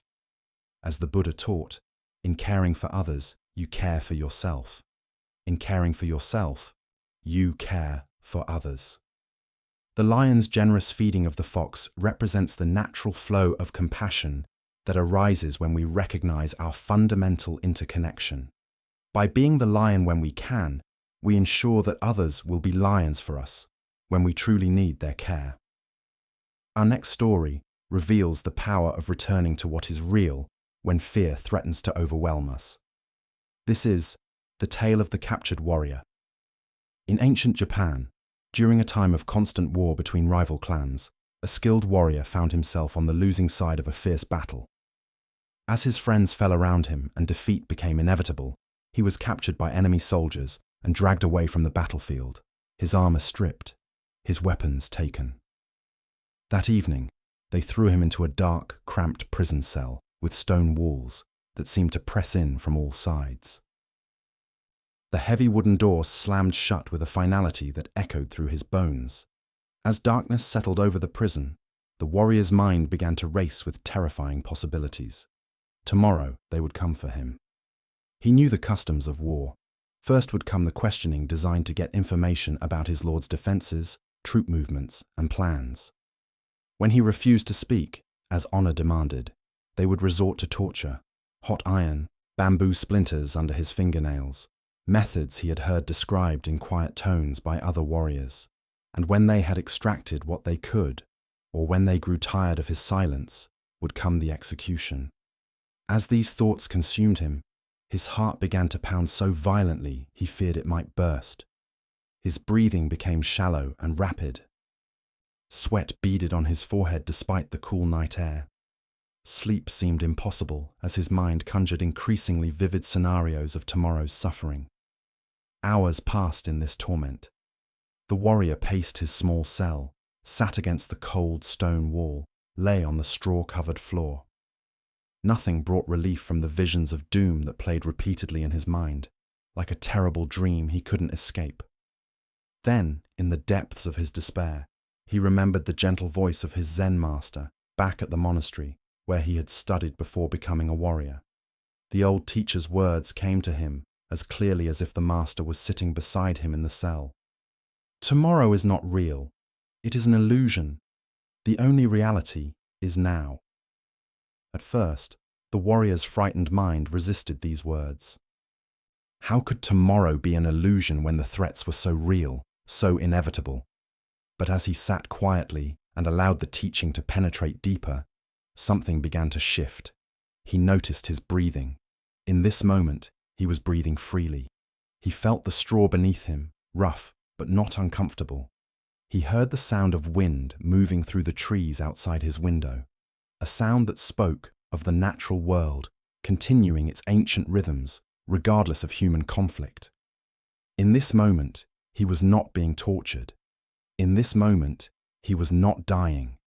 In this moment, there was simply a man sitting in a cell, alive and aware. The terrors that had seemed so overwhelming moments before revealed themselves to be nothing more than thoughts about a future that existed only in his imagination. As this understanding deepened, a profound peace settled over the warrior. His breathing slowed and deepened. His racing heart found a steady rhythm. For the first time since his capture, he smiled. The master's wisdom had freed him from a prison far more confining than the stone walls around him, the prison of anxious thoughts about tomorrow. Within minutes, the warrior fell into a deep, peaceful sleep. The Buddha once said, "If you want to know your past, look at your present condition. If you want to know your future, look at your present actions." This ancient wisdom lights up the deep truth the warrior discovered in his cell. The only moment in which we ever actually live is this one. Why do we torture ourselves with endless scenarios about the future? Zen Buddhism explains that our minds evolved as survival tools, constantly scanning for threats and planning for protection. While this capacity serves us in genuine emergencies, it becomes a source of suffering when we mistake mental pictures for reality. Look deeply at your own experience. How much of your anxiety stems from vivid imaginings of future scenarios that may never occur? The presentation you are worried about, the medical test results you are awaiting, the difficult conversation you need to have. These situations exist primarily in thought, not in present reality. The warrior's teaching shows us that we can acknowledge future challenges without being consumed by them. Planning and preparation have their place, but when they transform into obsessive worry, they rob us of peace and clarity. As Vietnamese Zen master Thich Nhat Hanh taught, thanks to impermanence, everything is possible. The future remains unwritten, shaped by causes and conditions we cannot fully predict or control. The worried mind assumes that current difficulties will inevitably continue or worsen. But impermanence teaches us that everything changes. The warrior in his cell could not know what the next day would actually bring. Perhaps his lord's forces would mount a rescue. Perhaps his captors would show mercy. Perhaps political talks would secure his release. Buddha spoke of this when he said, "The past is gone, the future is not yet here, and there is only one moment for you to live." This teaching doesn't encourage us to ignore future responsibilities or avoid reasonable planning. Instead, it invites us to recognize where our attention habitually goes and to gently guide it back to the richness of present experience. In Zen practice, we grow what's called beginner's mind, approaching each moment with fresh awareness rather than predetermined anxiety. When we truly inhabit the present, we often discover that it contains resources for peace and clarity that worried thinking never revealed. Consider how the warrior's shift in attention transformed his entire experience. The same cell, the same uncertain future. But by returning to present moment awareness, suffering transformed into peace. This transformation is available to us in every moment of anxiety or fear. Tonight, as you notice your mind creating stories about tomorrow's challenges, remember the captured warrior and his master's wisdom. What is actually happening right now? What simple experiences, breathing, sitting, the temperature of the air are available to anchor you in reality rather than imagination. As the Buddha taught, do not dwell in the past, do not dream of the future, concentrate the mind on the present moment. In this teaching lies the key to the warrior's prison and our own. As we continue our journey through the wisdom of Zen Buddhism, let us explore a story about the most basic truth that surrounds us, yet remains invisible. This is the tale of the fish and the ocean. In the vast depths of the Pacific, where sunlight filtered down through layers of blue and green and coral gardens swayed in gentle currents, a young fish swam restlessly through familiar waters. Despite being surrounded by the wonder of ocean life, schools of silver fish moving like liquid metal, sea anemones dancing in the current, and the rhythmic pulse of waves far above, the young fish felt troubled by a constant question. One day, approaching an ancient sea turtle whose shell bore the scars and wisdom of countless journeys, the young fish asked earnestly, "Elder, I keep hearing other sea creatures talk about something they call the ocean. They speak of it with such respect, as if it's the most important thing in existence. But I've searched everywhere, and I cannot find this ocean anywhere. What exactly is this mysterious thing everyone talks about?" The old turtle's eyes, deep and patient like tide pools, regarded the young fish with gentle amusement. "Little one," the turtle replied in a voice worn smooth by decades of storms and calms, "the ocean is this very thing that surrounds you on all sides at every moment."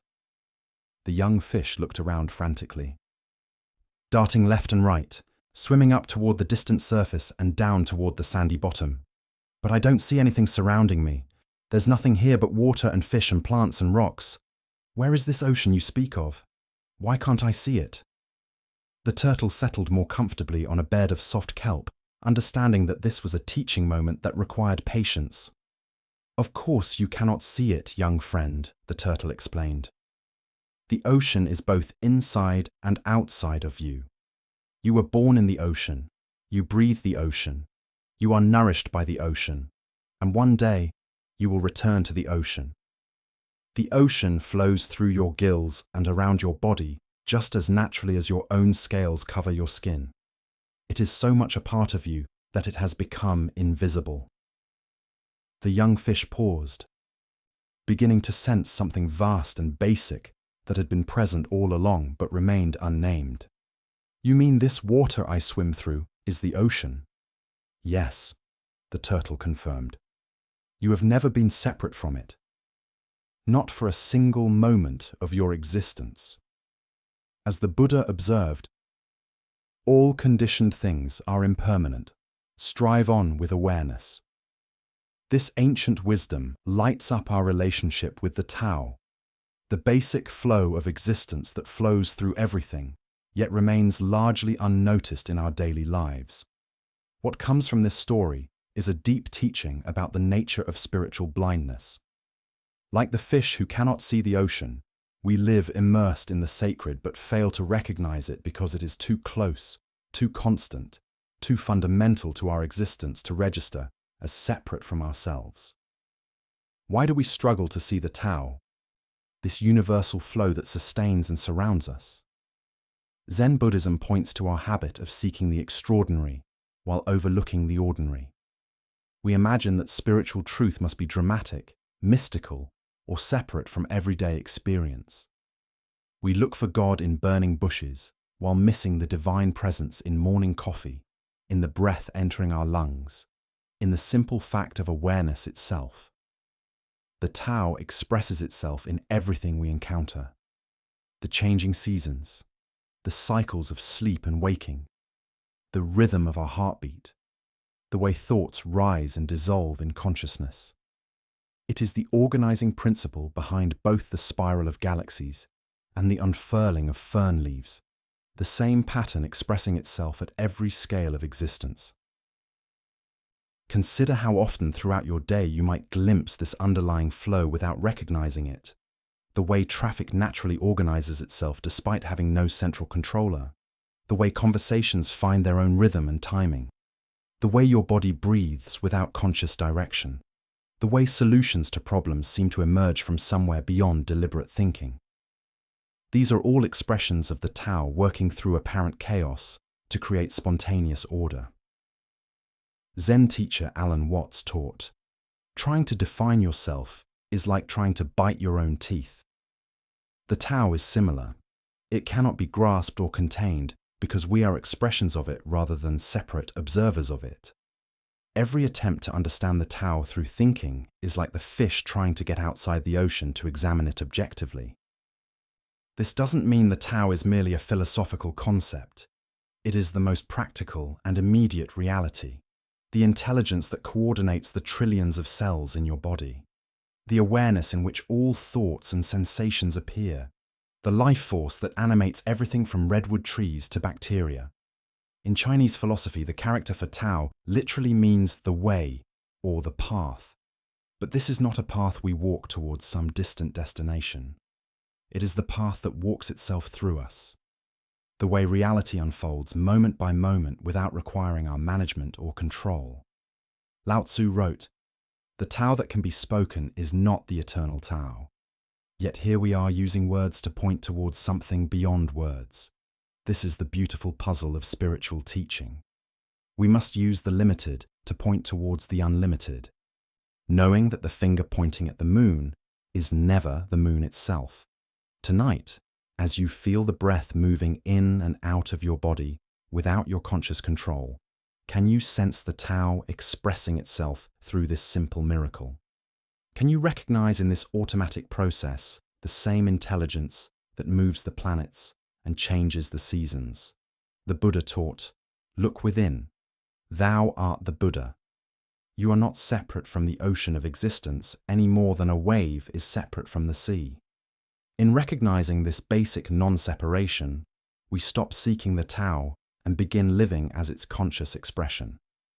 As we continue our journey through the wisdom of Zen Buddhism, let us turn to a teaching about the temporary nature of all our possessions and positions. This is the story of the inn that calls itself a palace. In ancient India, a famous spiritual teacher had spent many years wandering from village to village, sharing the Buddha's teachings with anyone who would listen. His reputation for wisdom and compassion had spread throughout the land, reaching even the ears of kings and nobles. One day during his travels, he arrived at the capital city of a great kingdom where a magnificent palace rose above the busy streets like a jeweled crown. The palace was truly a wonder to behold.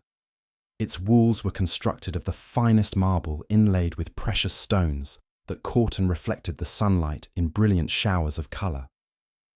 Gardens filled with exotic flowers and flowing fountains surrounded the structure, and guards in gleaming armour stood at attention throughout the grounds. It was clearly the home of someone who commanded immense wealth and power. The spiritual teacher approached the main entrance with the same calm dignity he brought to every encounter, whether with kings or beggars. The guards, recognizing him by his simple robes and peaceful presence, made no move to stop him. Word of his arrival had preceded him, and they had been instructed to allow him passage. Walking through hallways lined with silk hangings and golden statues, the teacher made his way directly to the throne room, where the king sat upon a carved chair elevated above the marble floor. Nobles in fine clothes gathered around the throne, their jeweled ornaments shining in the light from tall windows. The king, a middle-aged man wearing robes of deep purple silk and a crown of gold and diamonds, looked up as the teacher entered. He had been expecting this visit, though he wasn't entirely sure what to expect from their encounter. "What do you want?" the king asked directly, his voice carrying the authority of someone accustomed to immediate answers and unquestioning obedience. The teacher bowed respectfully but spoke with quiet confidence. "Your Majesty, I would like a place to sleep in this inn." A ripple of surprise moved through the gathered nobles. The king's eyebrows rose, and his expression shifted from curiosity to confusion. "But this is not an inn," the king replied, pointing to the fancy surroundings. "This is my palace. I am the ruler of this kingdom, and this has been the seat of royal power for generations." The teacher nodded thoughtfully, as if considering this information carefully. "I see. May I ask your Majesty, who owned this palace before you?" "My father," the king replied, his tone becoming slightly defensive. "He ruled here for 30 years before his death. This palace was his seat of power as it is now mine." "Ah," the teacher said with genuine interest. "And who owned it before him?" "My grandfather," the king answered, beginning to sense where these questions might lead. "He too ruled from this throne. He also is dead." The teacher paused, allowing the weight of these words to settle in the vast throne room. The nobles had grown quiet, sensing the deep direction of this unusual conversation. Even the king found himself waiting, almost despite himself, for the teacher's response. Finally, the teacher spoke with gentle clarity that seemed to fill every corner of the ornate room, and this place where people live for a short time and then move on. "Did I hear you say that it is not an inn?" The silence that followed was complete. The king sat motionless on his throne, the teacher's words penetrating layers of assumption and identity he had never questioned. The nobles remained frozen, as if witnessing something beyond their normal understanding of royal rules and worldly power. The Buddha taught, "All conditioned things are impermanent. Work out your salvation with diligence." This profound truth reveals itself in the teacher's penetrating question about the inn that calls itself a palace. Why do we cling so fiercely to possessions and positions that are by their very nature temporary? Zen Buddhism explains that our attachment to permanence creates suffering because it conflicts with the basic reality of impermanence. Everything we think we own, including our own bodies and identities, we hold only temporarily. Look deeply at your own experience, the house you call yours, the car you drive, the job title you carry, the bank account balance you monitor. All of these are temporary arrangements. You inhabit them for a period of time, then move on, just as others inhabited them before you and will inhabit them after you. This doesn't mean we should become indifferent to our responsibilities or careless with our possessions. Rather, it invites us to hold them more lightly, recognizing their short nature. The king's palace was indeed magnificent and served important functions, but it was also unmistakably an inn where occupants stayed temporarily before departing. The deeper teaching here shows us how identification with temporary roles creates unnecessary suffering. When we forget the temporary nature of our positions, whether as parent, professional, homeowner, or even student of Zen, we create anxiety trying to maintain what cannot be permanently maintained. Consider your own attachments. Perhaps it is your professional identity, your relationships, your health, or your spiritual achievements. Each of these is precious and worthy of care, but each is also subject to change. The executive becomes retired. The parent becomes an empty nester. The student becomes a teacher. The healthy person faces illness. These transitions are not failures, but natural expressions of impermanence. Vietnamese Zen master Thich Nhat Hanh taught, "Thanks to impermanence, everything is possible." This teaching reframes impermanence from something to fear into something to celebrate. Because nothing lasts forever, suffering states can transform into joy, closed hearts can open to love, and even the most stuck patterns can shift toward wisdom. In Zen practice, we grow what's called non-attachment, caring deeply while holding lightly. This doesn't mean we become cold or indifferent, but that we learn to love without clinging, to work without grasping, and to enjoy without demanding permanence. The spiritual teacher's insight pierces through the illusion that any of us are permanent owners of anything. We are all temporary guests in the inn of existence, borrowing our roles and possessions for the brief time we inhabit them. This recognition can bring either despair or profound freedom depending on how we receive it. Buddha spoke of this when he said, "Everything is impermanent. Try to accomplish as much virtue as possible."